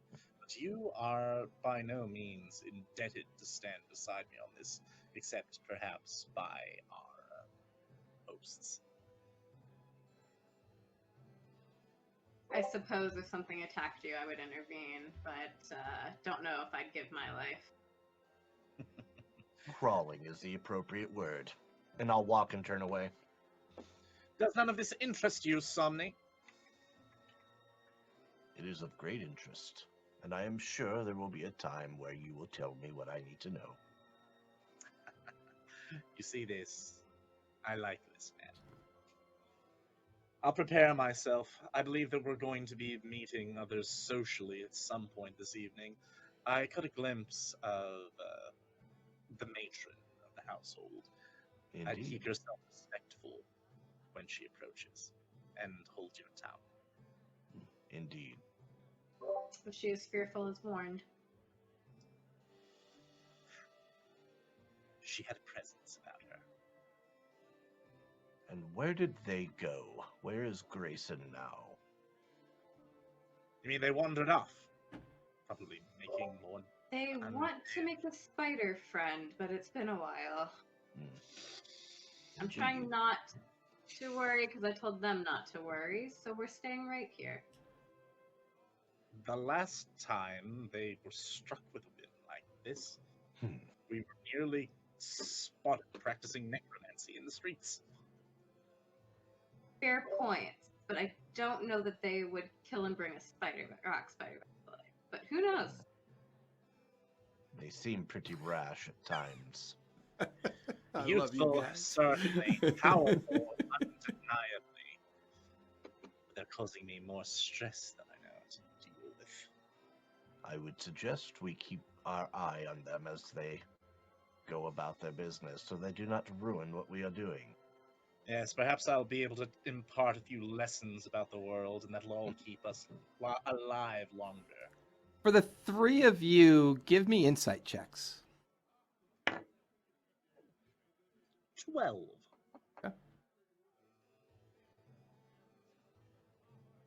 That would be a 15. 10. The three of you find them to be frustrating. They also appear to struggle a bit with the idea of no longer being someplace that would be considered safe. They have a hope that's very unfamiliar to the three of you, and it gives you that strange kind of vibe about them. And it's struggle. It's a struggle, because for the three of you, you are indoctrinated into a very scary and very exposed world of perpetual death and suffering, and surviving to this point has gotten you here. Gray Whether or stuff not- that doesn't have our senses cataclysm. Yeah. Yeah. And it's a little bit refreshing and a little bit annoying at the same time. It's beautiful and I hate it. So back to you, Gray. So, Gray, tell us something about yourself. We are interested in the Stonewood Elves. I'm familiar with what you are, but who are you is always a more pleasant conversation. And he's like kind of just doing the water like this and splashing it up onto his shoulder and rubbing his collarbone. You can hear him crack his neck a bit to kind of, just casually seems to be in a casual conversation with you. I, for one, really appreciate the who are you versus what are you questions, because I'm not a huge fan of people that just kind of assume what you are based on what you look like or a particular action. I could tell you something or I could show you something though, Interesting. and I just like slap the water and make a water lily. My, you are of the magics. Very interesting. You did well then in the arena, because usually that is suppressed. That is interesting as well. Not easy to not be strong and big like me. Being a little person and all. No offense. The nostril flare. Look, I think this is the second time I've had to explain this today. Big things come in small packages sometimes. You don't have to be Yes. big and muscle bound to be strong in other ways. Really? That's an interesting take on a very dangerous place. Would you like to match? Just like a straight up brawl? Wrestling, brawling, whatever you would like. Like to see you practice this philosophy. Gray says, bring it. I say, this is going to be an awful idea, and I'm excited. Very well. Please, come on over to the mud pits with me. And he gets out, and you notice as he gets out, he doesn't even bother putting his pants on. And he begins to walk a few yards away from you. And there's this area where it looks like they practice, maybe wrestling, and he just stands there waiting for you to come over with his arms crossed. Salt bath, then mud pit, bowl. This was my question as well. It's all about the health, keeping care. Good for the skin. Okay, I will go over and do my best to puff up my 5'4" frame to look tough and intimidating. Give me an intimidation roll.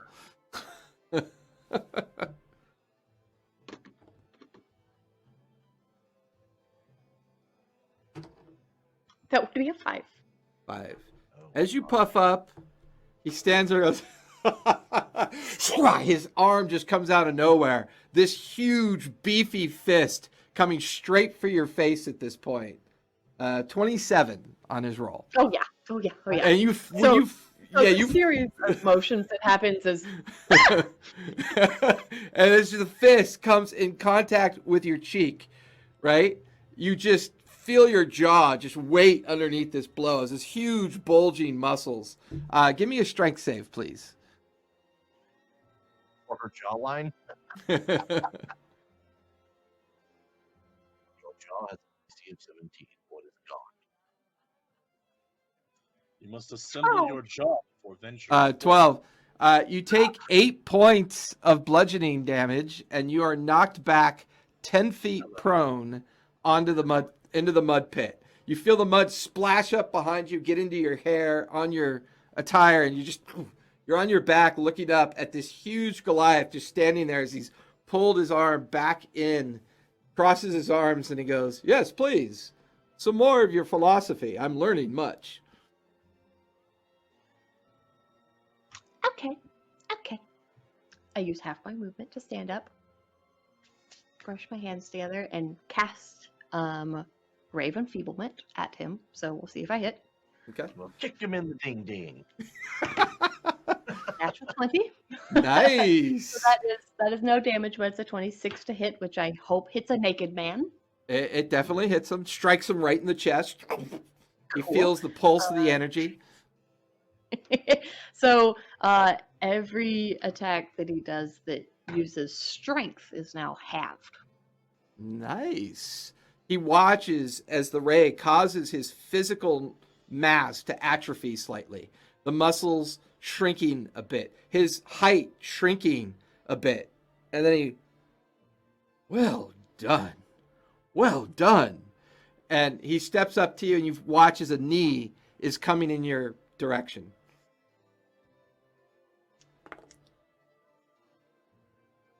It's noticeably slow.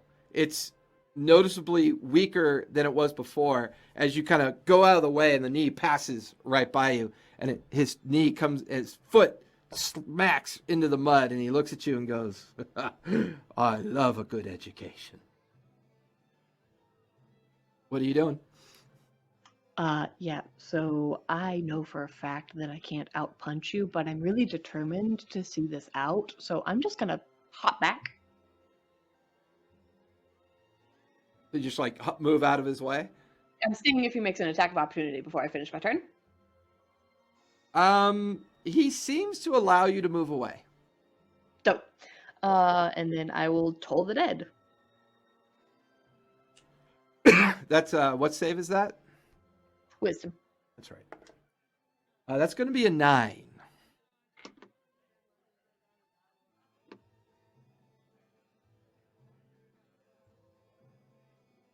Not very good damage. 5. 5. He kind of like grabs his head after you point at him, allowing you to back away. See a little bit of his blood running from his right nostril from the effect. My, been a long time since I've combat magics before. I was wondering, and then as he says that, his head comes lashing directly at you. Now this is one of his feats. Give me a dex save, please.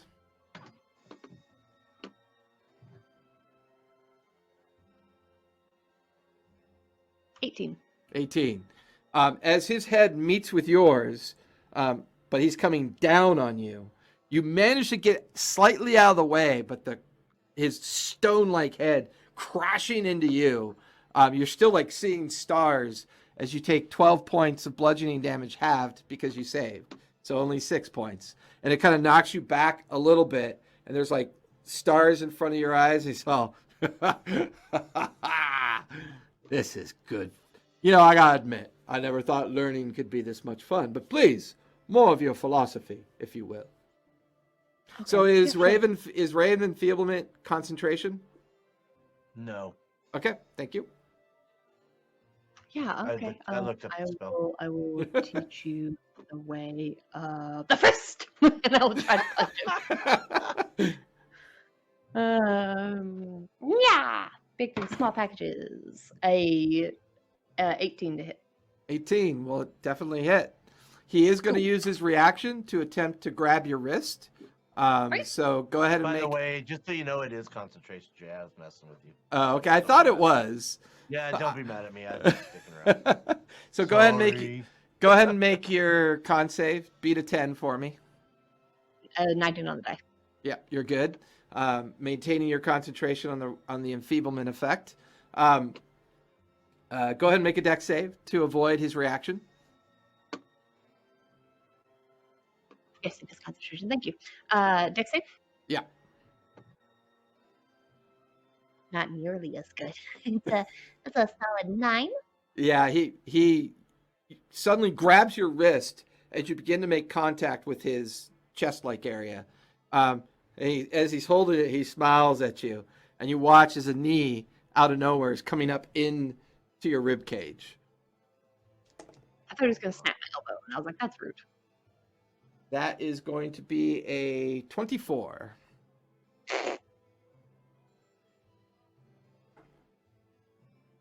Six points of bludgeoning damage because it is halved because it's his strength bonus. Otherwise, it would have been 12. So Does my punch still land, or does the reaction stop it? the reaction kept it from happening. Okay. and you feel the knee crack into your ribs. One of your ribs kind of giving way, and he lets go of your wrist at the same time. You kind of stumble back a few feet, and then he goes back to like a stoic, kind of patient look. Please, more philosophy. I'm learning much. I'm just like wipe away a bit of a nosebleed and don't say anything and just attempt to hit him again. Go for it.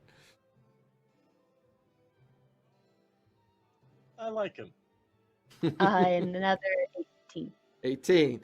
As he stands there, he tries to react to your throw, but shifts uncomfortably, his right foot slipping slightly as you manage to catch him like right across the chin as he stumbles a bit. Definitely hits. Go ahead and it's unarmed damage, which is 3. It's unarmed damage, but so 3, but I will channel divinity to hit him for 15 extra. Necrotic damage. Nice. Small things packing a big punch. Also, give me another concentration save for the knee to the ribs, if you would, please. Con save 13. 13. That beats a 10, so you're still good. He striking him, and you watch as the telltale signs of the necrotic energy kind of stretch upon his like collarbone and across his chin, and he kind of takes the blow and goes, "You are a good fighter. Do you by chance do this well in bed?" And then another right hook comes directly at your face. Just like, ha! Wait, what? Ah! Yeah.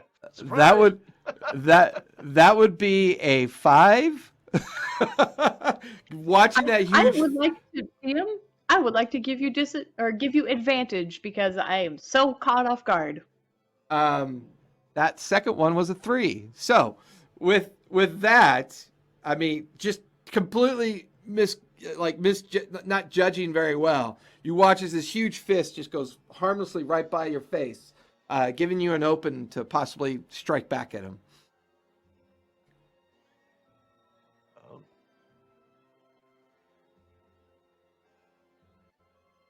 Yeah. Why not? Stepping back, I will chuck out one of those chunks of metal again and guiding bolt. Go for it.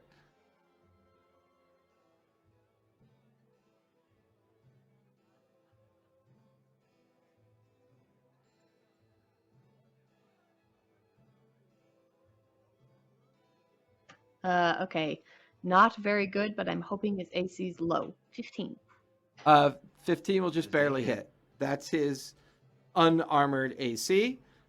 You watch as the bolt slams into his stomach. He goes, ooh, just feels the concussion from the effect. Dear God.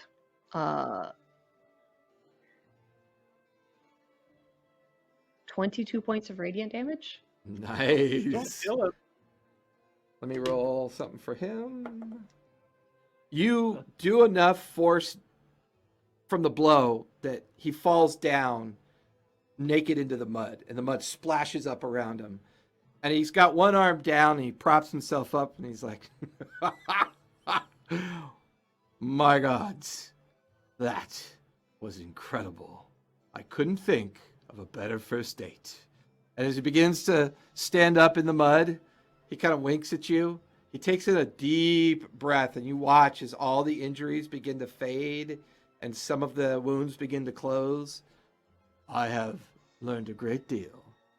And there, as the two of you are kind of having this kind of like awkward post touchy-feely thing, mostly punching and feeling pain, you hear a, I'm sorry to bother you, Rockham. May I borrow the young lady, if you wouldn't mind? Oh, come on, you frightened me. I was merely getting an education from this fine individual here. Perhaps maybe the two of us could speak later at a different time. Well met. And he kind of saunters off in the direction of the salt baths. You can hear a very raucous laughter coming from the other Goliath, and you hear Rockham go, "Oh, shut up!" And he gets into the water alongside the rest of them. I'm I'll sorry. call to his retreating back. When people ask you about those scars, what are you going to tell them? And he just flips you off as he's getting into the water. I'm sorry, but I was not aware that you were well versed in the mating rituals of the Goliath Skull tribe. That's interesting. Good to know. What? Well, anyways, I didn't mean to bother you, but please, I wanted to let you know that your young friend Harrow has returned, and he's back in the residence. Have you seen Philip? I don't know what that means. Is it a person? Philip he's a spider. Or Oh, well, she. there are I don't many know. spiders Ask- around here. Do you actually want one? Yeah, but don't offer to give me one because then it doesn't mean anything. You know, you have to put forth your own Oh. effort to get your own spider. You know what I'm saying? How about I put one in a cage and leave the door No, open, and then you could catch it as it runs out? Will that no. suffice? No, that won't. No. Very Come on. well. Well, There are only so many Philips in the world, and you gotta put forth the effort to catch your own Philip. You know what I'm saying? no, I actually do not know at all what you're saying. I find you very confusing and scary. I think you're I get that. crazy. Yep. But anyways, Ow. I am merely following my orders. That you did make mention that you would like to know when Harrow is back. Harrow has returned, in one piece, not dead. And I do believe in an hour or so, I am to take you to Mudda. Mudda will then escort you to the closing ceremony this evening. But please feel free. And he turns and begins to head back towards where his little hovel or area that is that he seems to come and go from.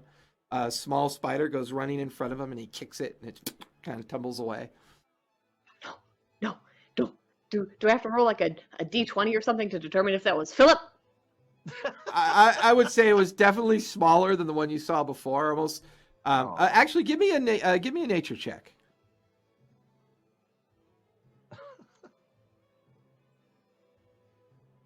Natural 20. You're semi-familiar with these kinds of spiders. You've seen them in the warrens back in the Stonewood. They're normally referred to as crag spiders. They're much smaller. They do have a bit of a necrotic bite when they bite you, but they're definitely smaller, a little bit more feral and vicious than the rock spiders are. The rock spiders tend to be a little bit more docile and stick to their own kind of creatures that they like to eat, insects and such. But the crag spiders are a little bit nastier, just a lot smaller. Her name is Joan. We don't kick Joan. Oh God. You know what? She might be crazy. Say it. Could be. Hearing this, or is this still in the other room? It's still Okay. it's still outside in the gardens. Yeah, but I will head back with Carmel. Okay. You make your way back to the residence. The three of you watch as Gray comes into the abode with the rest of you. She looks a little bit worse for wear. Noted. Did Philip beat you up? I wasn't able to catch him this time, but next time for sure. I've no doubt of it. Your skill will prove utterly overwhelming and also your winning personality will lure him in. That's like the nicest thing you've said to me. Yes. We have plans to speak of.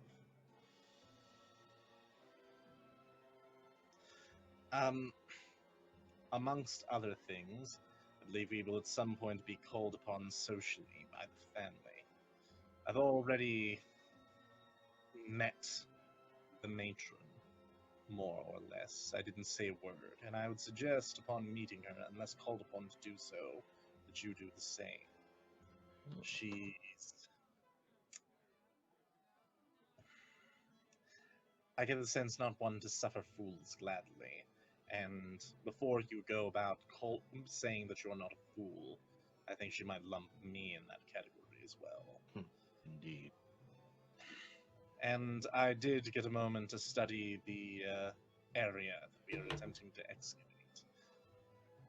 I do think that there is something of interest there, to be brief about it at the very least. I think that there might even be something to interest you. It might be a crypt. Now, is this just an assumption because the skeleton the one time, or were you genuinely like paying attention? I've caught your interests. I'm not going to simply disregard my environment in such a way to not notice that you have some capacity with the necromantic arts, or at least some knowledge of the dead. And I believe that it might be a tomb of some import. It is equally possible that it is merely a storage chamber, but we'll see, won't we? And this matters to you? Yes. Yes, this matters to me greatly. There is potential for untold knowledge behind this thing. Who knows? Maybe Also, we the get our potential to hands on die. it for the family. Can you Well, draw any connections between the door, what's behind it, and the family here? Uncertain without opening it, but I imagine that anything that's behind that door is so ancient that to say that it connects to this family would be like saying that you and an earthworm had a common cousin at some point. Indeed. Okay, well, I mean, if it matters to you and it's something you think we should do, then we should do it. Yes, it's an opportunity. Not to mention, I've seen their library. It's simply overflowing with tomes. You say it like a library. I'm surprised. I expected like library. Library? I don't know what you take me for. In any case, I'm going to prepare myself. Not that I have too many more outfits to speak of, but Whatever you're gonna wear, I could make it infinitely better. Flower crown. I don't think that when approaching a noble family, one should do so in a crown when one is a commoner. Okay, but hear me out. Flower crown. Flowers, not really common here. It's kind of a power move. And you come in wearing a crown to a noble family. Double power move. Flower crown. I have In part survived C, this by part falling C. beneath the notice of powerful individuals. Just saying. I don't know that we should tread too firmly on the toes of our powerful host. But you make nice flowers. I'm going to approach Grayson and put like both of my spindly arms on their shoulders. Grayson, if we get in behind that door and there's knowledge for the taking back there, and you've been a good person and kept a low profile for the next few days, I'll let you put as many crowns on me as you'd like when we're alone inside of the tomb or chamber, whatever it is. Okay, is this the part where we're talking to me like I'm a child and we're offering me candy? Because it I feels don't- like, You're being particularly erratic at the moment. yeah, that's kind of my whole bag. But also, I'm so in. So in. We have an accord. We have an accord. We have a challenge. Right. Low profile. Low. All I do is low profile. As I start looking for like a place to maybe dust myself off or like clean up a bit. Yeah, so for you, Harold, this room's unfamiliar. You kind of take it all in. It's a very simple but well established common residence. There's no real privacy here.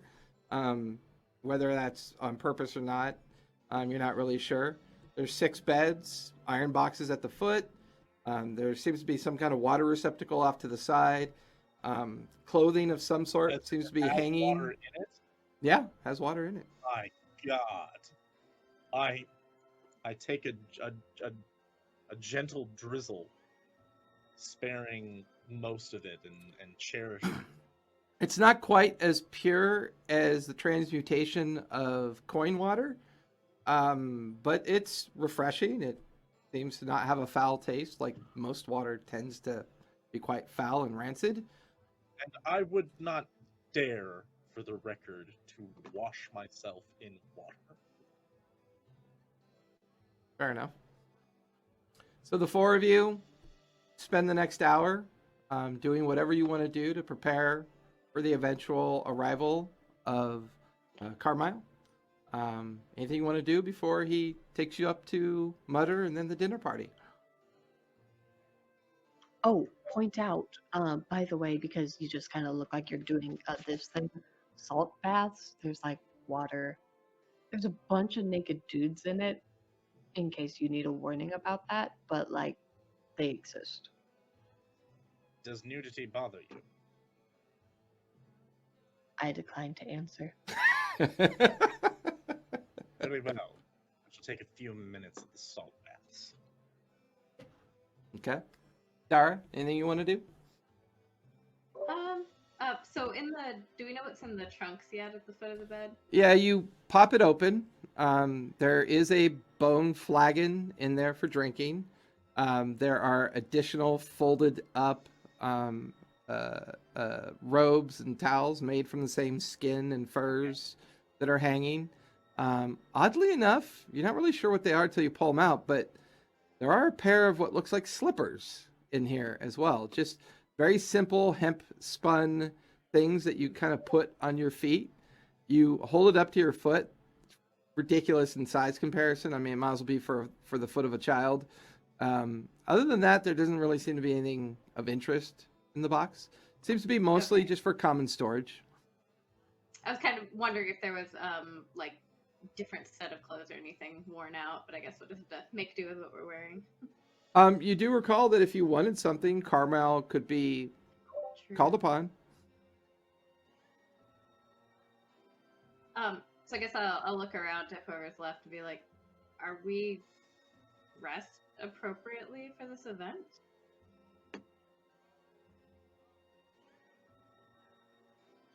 I have no clothes. Right. I would imagine that if we are not acceptable, that they will have something for us to wear. Noted. Okay.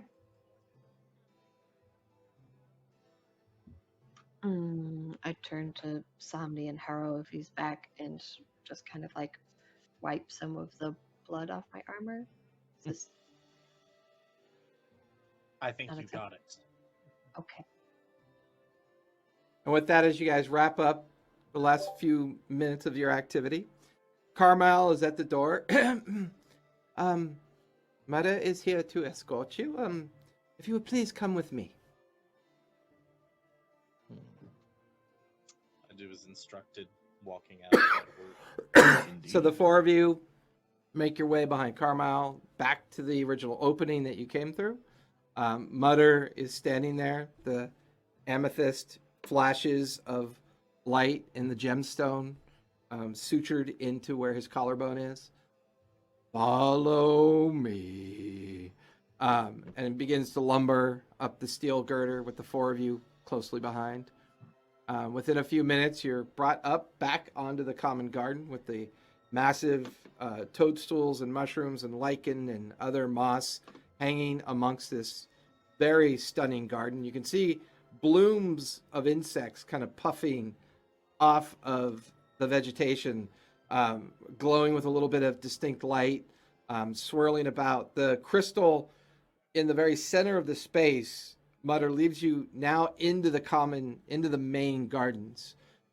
As all of you begin to pass this area where these crystals are cascading and making this energy about 30 feet above you, all of you with hair, watch as it kind of stands up on end.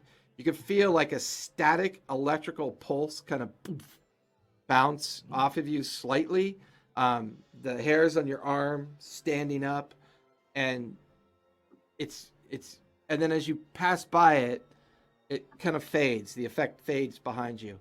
Now that you're on the other side of the gardens, looking to your right and your left, there are all manner of individuals here of Airfian descent, mostly, with the young Avaste woman, seemingly in quiet conversation with two older gentlemen.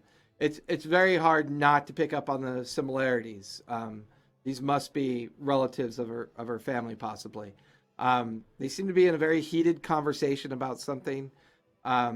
Mutter stops, and all the murmuring. There's some murmurs and people like, and then people pointing and talking to each other. Mutter goes, "Mistress, they are here." And then the pulsing light, it turns and begins to walk away.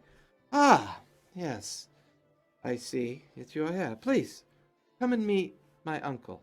He is quite a fascinating individual." And with that, the first hour of the party is the obvious decadence that's swirling about you. All manners of trade food being brought out, set at station. Water, wine, ale, whiskey of all sorts being passed around.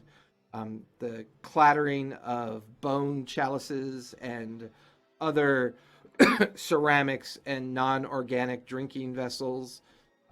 You spend the better part of the evening listening to the elder Avaste uncle talk about many different things about Titan's Fall. Different areas to be cautious of, different the Obsidian Wardens, to be careful of them. Do not get involved with the military guard in any way. And because you all four listen intently and patiently to his ramblings that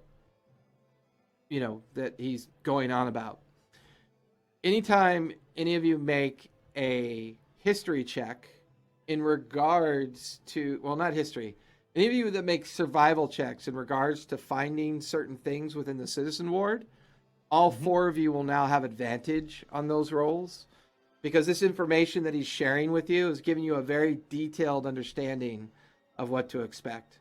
Eventually, the young Avaste woman comes over and says, "Uncle Gerald, if you wouldn't mind, I'd like to borrow the four of them for a minute.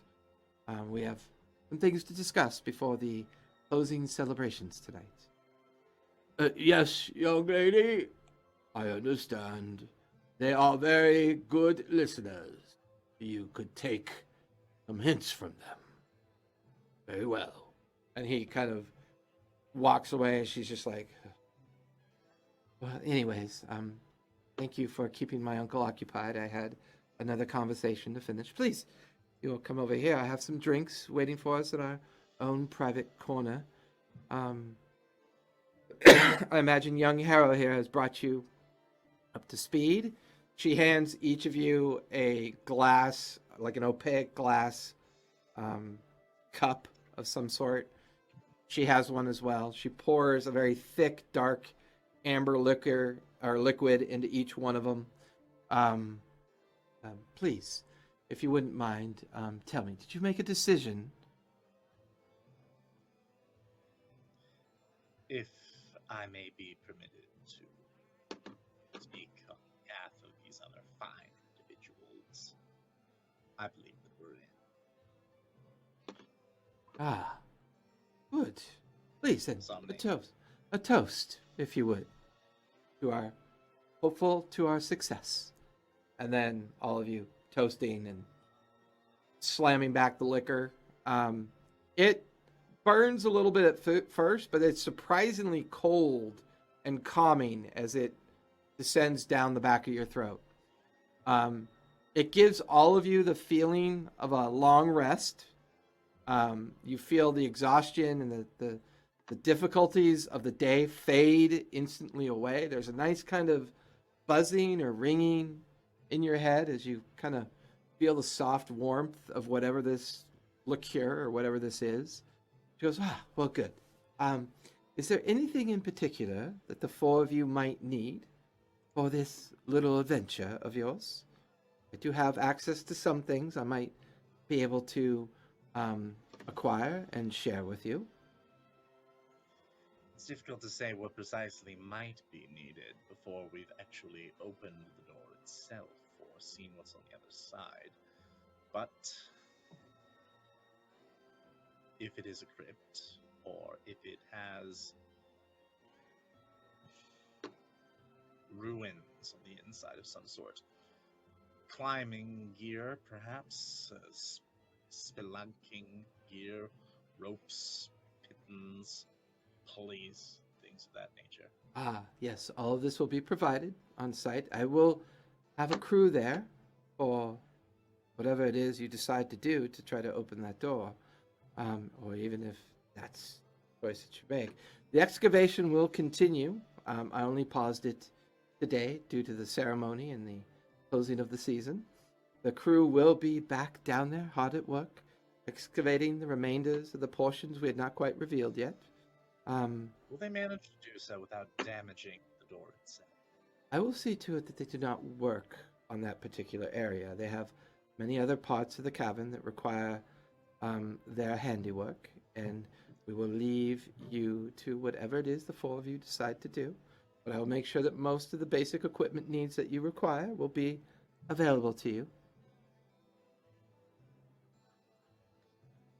Your generosity knows no bounds, my lady. Would any of the rest of you like anything? When you turn back around to Gray, they're literally like sitting on their hands, just like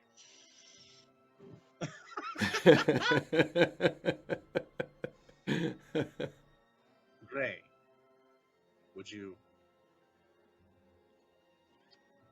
perhaps a trained spider of some sort? It might make traversing the depths a bit easier if we had some sort of creature that could press its way forward with a bit less fear and guide the way for us.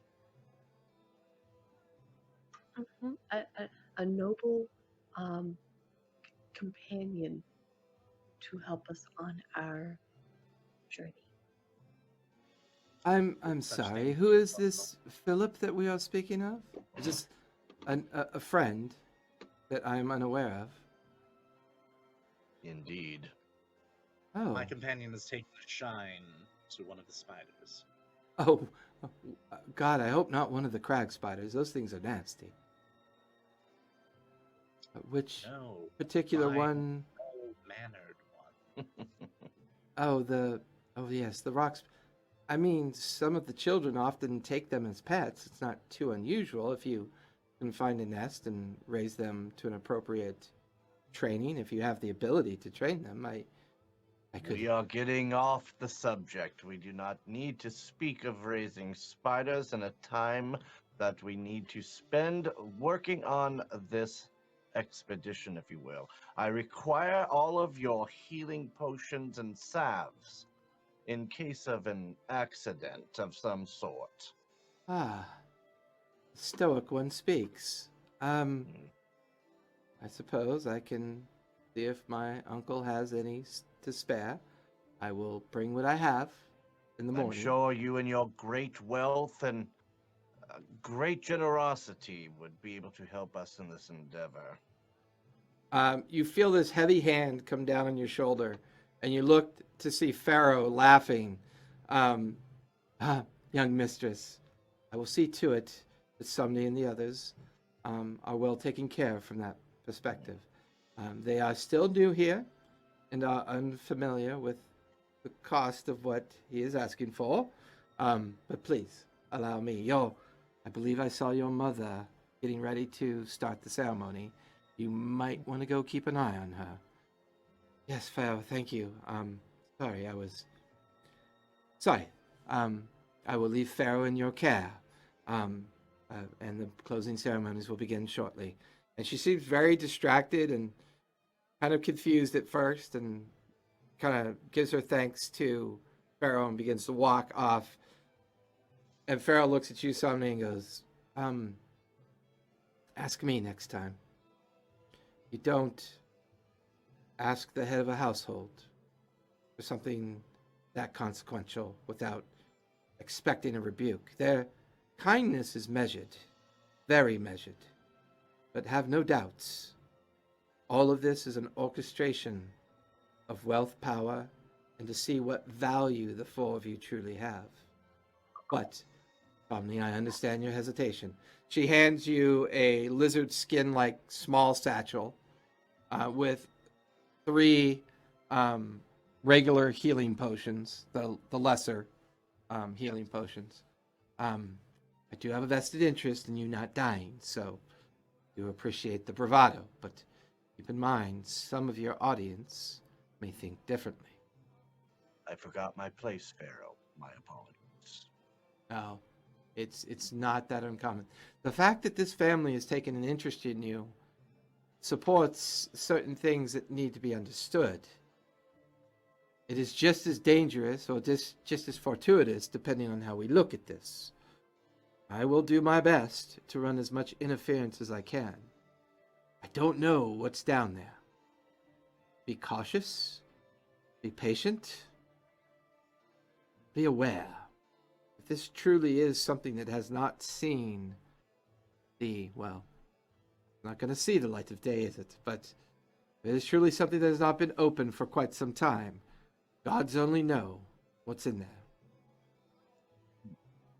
Were we all able to hear that, or just Somni? I would say you could tell that they're in conversation, but it's meant to be semi-private. But you can overhear the conversation they're having. Somni's Good. given me some measure of respect. I'll give him the space. She looks up. Great. That crazy bitch is ready. Well, hopefully this won't be as bad as the last one. Please, let me take you to a nice, secluded spot that we could watch this ceremony take place. And this time she speaks directly to all 4 of you. This will not be pleasant. It is their way, and it is what they do. Be mindful. You are being watched. And she just kind of nods in the direction, and you find the 4 of you with Pharaoh slightly off to the left watching.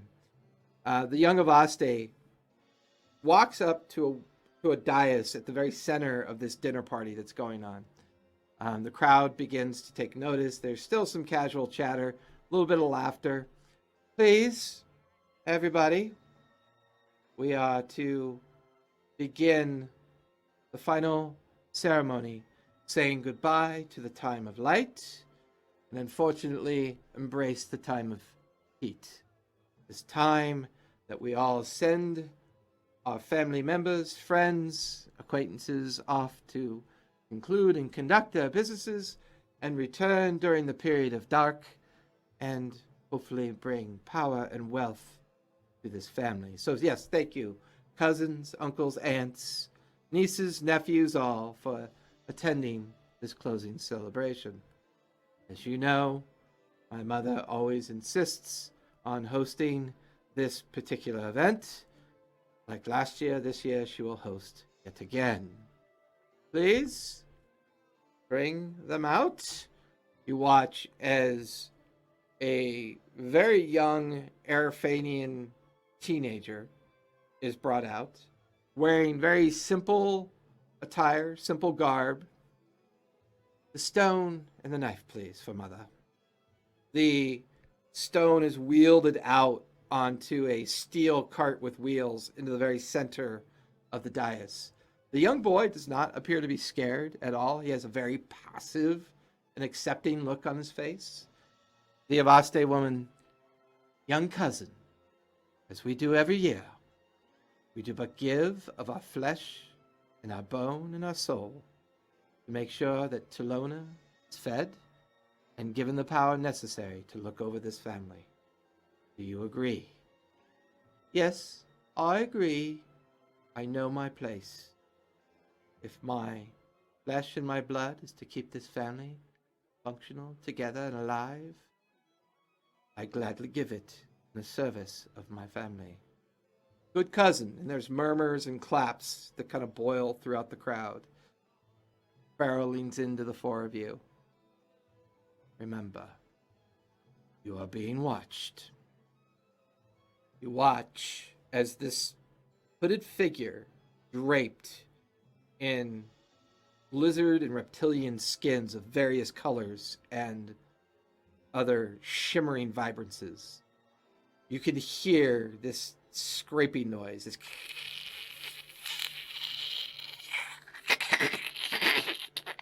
along the rock as it's levitating. You can see small sparks coming off of these elongated, deformed feet with nails dragging across the rock. It is always good when the families get together. It's so rare that I see all of you with equal patience and times. But thank you for attending as we give up this offering, this sacrifice of our cousin, to see to it that this family continues to prosper with its wealth and its influence over the other highborn. Present the offering, please. You watch as the young Avaste brings the young cousin over to the stone and then steps backward. She holds this massive steel blade up to the mother reaching down and grab it. I need the four of you to make perception checks, please.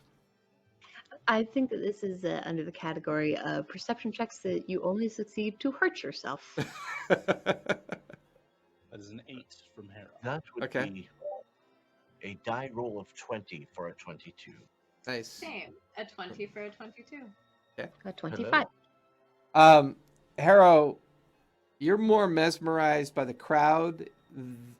This doesn't really surprise you that much. What's going on, the brutality of this city, the brutality in the way this families hold power, not overly surprising. Therefore, your interest is quite fleeting, and you notice people are staring at all of you. They kind of look and then look back. For the three of you, as the hand distends out to pick up the blade, it is very much deformed and scaled, very long, elongated talons coming off the fingertips. The figure never truly revealing its face, and only portions of its 8-foot tall form being revealed as it moves in and out to pick up the blade and to flourish slightly. As we do every year, this sacrifice of our willing cousins does keep us in her favor. Talona makes sure that this family succeeds and prospers in our endeavors because of this. To believe otherwise risks our death and our weakness and our fall from her grace. Cousins, you please. At this point, the entire crowd is just fixated on them. The three of you watch as Pharaoh is keeping an eye towards you, but on the crowd as well.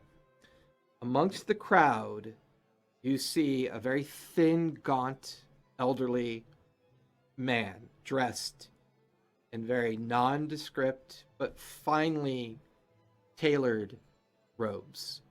Very familiar finish to them of fur and skins and colorations. Very simple, long, pointed gray beard. Hair that's cropped back. He stares at all four of you very intently, an eyebrow raised. His gaze kind of flashes towards you briefly, Somni, and then moves to Gray and then Daria.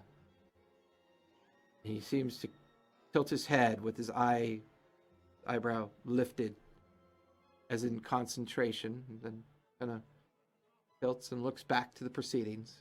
You watch as the cousin has placed his upper torso on the massive stone that's been brought out, and you watch as this thing raises the blade and turns to bask in the light of a sudden emblazoned as this major illusion of this goddess representation of Talona begins to rise and hover. Somni, the headache in the back of your head is growing right now. There's a watching this ceremony is incredibly psychically painful for you. You feel Pharaoh's hand on your shoulder. Steady. It was quite difficult for me to watch too, but we must lure them into our confidence. And she goes back to watching the ceremony. In a flash, the blade. You watch as the head rolls from the body onto the ground. The headless body is arrayed on the stone. Talona, the giver and goddess of life, the savior of all that is. There's kind of a coughing fit from the presenter. We give you this offering to you. You watch as the illusion swirls. The form of the headless body begins to rise slightly and then desiccates. You watch as the blood, bone, flesh, and skin is flayed from its body. It begins to coalesce and swarm in this gelatin-like state over now a full skeleton desiccated across this stone slab. You watch as the viscera pulverizes itself, swirls, and spreads out. Then you watch as the headless skeleton begins to rise. First one bony arm pushing up, and another bony arm pushing up. And you watch as the headless skeletal form stands there of its own will. Lona is pleased. You've done well, daughter. This cousin will serve your purpose. Make another construct to serve the family. And then this marks the closing of the ceremonies. Enjoy the rest of your evening. And she lowers her hands, hands the blade back to the daughter. I will retire for the night, daughter. I will speak to you later. Good luck, you vile bitch, tomorrow. And she doesn't care who hears it. Yes, mother, I understand. And the figure turns and goes down some darkened section of the backside of the dais. And then the chatter comes back, the music comes up. Well, the ceremony is complete. Talona once again gives us what we need to see ourselves through another season. Good luck to us all, and may your endeavors prosper until next year. And there's a lot of clapping and cheering and people accepting the ceremony for what it's worth. Pharaoh looks at the four of you and goes, well done.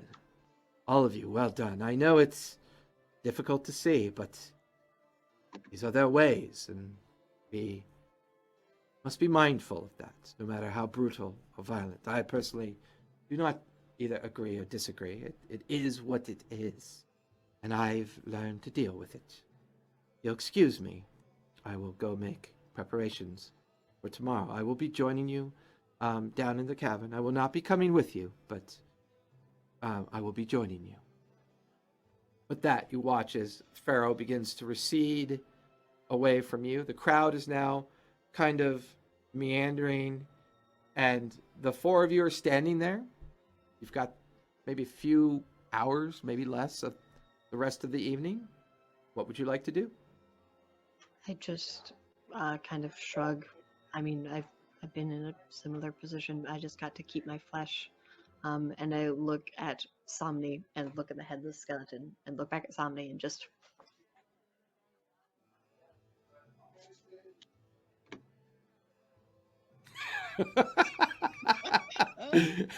Gauntlet thrown, challenge refused.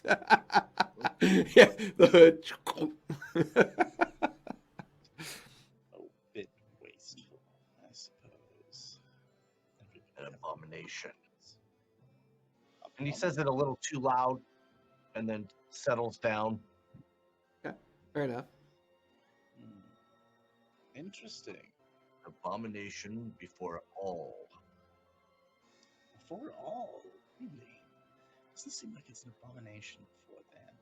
Perhaps we should speak of such things where there are fewer years about.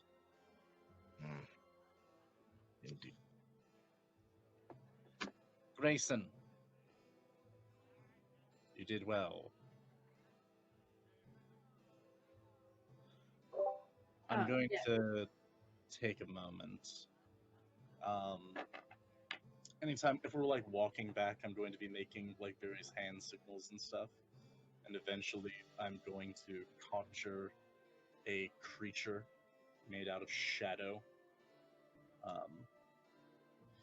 If this can be of use in securing your spider friend, it'll stay about for the next hour. And we'll say that during the time that you were following Mutter back to the residence and the four of you getting back to the residential chamber, meeting up with Carmyle, who takes you there as well. Then during that walk and that time, you get back to the residence and you present what you just created to Gray. Sounds good. While we're walking, so when the blade was going to go down, Dara would have kind of gently like grabbed Gray's arm and just to kind of like comforting, and then you know, as it's everything's done, like she'll like gently let go as they're walking and just be like, are you okay? oh, that was probably disturbing. I like I said, I've been there. I just got to keep my flesh on my bones. You say that so casually. Just shrugs of like, it's a living. Is that? She'll point. Well, I'm glad you got to keep your body. And then she'll like embarrassingly like drop her hand from Gray's arm, and then just like walk on. I mean, I was scared. Okay. I start sadly making a black dahlia flower crown for myself. With a shadow spawn leaning over your shoulder, like. So you guys settle in. So you're back at the residence. You're back in your sleeping chamber. Is there anything you want to do before you settle into your long rest? Fill up, fill up, fill up. I made a thing. I Study Grayson. Okay. And if they use material components for spells of like necromancy and such. Like, Gotcha. yeah, you see what I'm saying? Yeah, I just want to know. I'm just gonna do some investigation if I could. I'll say your passive is high enough, and unless the two of you are being purposely deceptive, and if not, you can see what they're doing. So how would the two of you like to attempt to capture this Philip? What are your efforts involved? Well, I'm going to let Gray take lead. We have a fairly powerful summon being here to aid in it, so I can just not involve myself physically in carrying the spider about or anything. I will fully carry on a conversation with Joseph, my shadow friend, and The fear incarnation, I can summon up to 3 different emotions. So Joseph's the spooky, scary, afraid one. okay, so Joseph, right? I think that maybe they're carnivorous because they keep out other bugs. So I might have to sacrifice Joan to be able to get Philip. You feel me? Okay, cool. I'm gonna go catch Joan. Be right back. I'm gonna go catch Joan. My God. Oh, you're going for the crag spider. I'm gonna get the crag spider to kill the crag spider to use as bait for Philip. Okay. Give me a nature check. Okay. Dara's going to be at a distance watching just to make sure this crag spider doesn't like try to eat their face Okay. off. And for you, Somni, at this point, she just seems to be using her physical abilities and her understanding of these creatures. You don't really see anything that has you concerned about your concept of necromancy. She seems to be using different methods to do this. I would like to hold on. I'd like to use divine sense and detect good and evil on everybody in the room. So, Gray, you're heading out to go try to catch that spider, correct? So as Yeah. as Gray's about to leave and Daria's like following but at a safe distance, Haro seems genuinely happy to have helped, but is now busy kind of doing his own thing. As you cast this effect, like before, these 3 companions are more of a cool blue or gray as opposed to a red or white. Picking up on the sense of selfishness, self-indulgence of Harrow, the concern and the fiery feeling of that revenge-like spirit of Dara, the genuine beacon of curiosity emanating from Gray is weird. There is a little bit of hope there. It's something that she gleans a little bit more of a grayish white than the others do, whereas Harrow's a bit more of a grayish pink with a bit of hostility in the sense of his existence. As you stand there taking this in, you realize that somewhere in the back of the residential chamber, you feel an intense, radiant hate and evil just emanating in your direction. It's powerful to the point where you feel your stomach turn and a little bit of a vial kind of rises into your throat. And it's very confusing because most of your friends have passed by you, and then you focus as you're watching as Carmyle is emanating this as he begins to turn down the bed and prepare all of you for your night's sleep. And that's where we're going to finish tonight, everybody. All right. Alright. So I need some help in the chat. Who's Des Kitty Kitty? Do we know who that is? Not for me. Um, Not from. You don't, but they're very fun to talk to. Des Kitty Kitty is our winner tonight, folks. I did the roll, and we are good.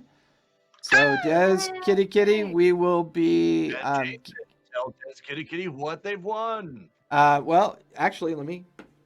Well, you know what? I put it away. In Jason's 13-acre ranch. I'm not at my third. Well, how dare you? How dare you give that away? That's awesome, though. What did Des Kitty Kitty win, Jay? Well, as Jason leaves the room to go procure said item, perhaps. So this will be mailed out to you, Des Kitty Kitty, if you can see that. It is the Pathfinder Nightmare Dragon. And Yeah. as you can see right Raise there. it up just a bit. Super cool. There we go. That's the one. So That's as awesome. soon as we get your information for shipping, that is our giveaway for the evening. So I want to take this moment to thank everybody for showing up tonight. I hope we gave you a fun Friday for the evening. And I hope everybody had fun tonight. We're going to be we met some interesting characters. I think Rockham probably was interesting, and we'll have to see whether or not Gray finds herself married to the Skull Tribe. As she may have inadvertently been approached by the chief's son. Anyways, I digress. So happy Friday, everybody. If you need to watch any of our previous episodes, you can go find us on YouTube. I believe Twitch still has our last session posted. You can find the previous BOTC. Eventually, Kevin will probably publish BOTC Season 2 to the YouTubes. Hopefully that'll happen. That is a good thing. I have not left them to die in the Twitch first. So I have, in fact, downloaded those episodes. I'll put an intro on them, and we'll throw them up on YouTube shortly. Awesome. So, everybody, as always, thank you for coming. Stay safe, be kind to each other, and don't forget to play a game. Bye, everybody.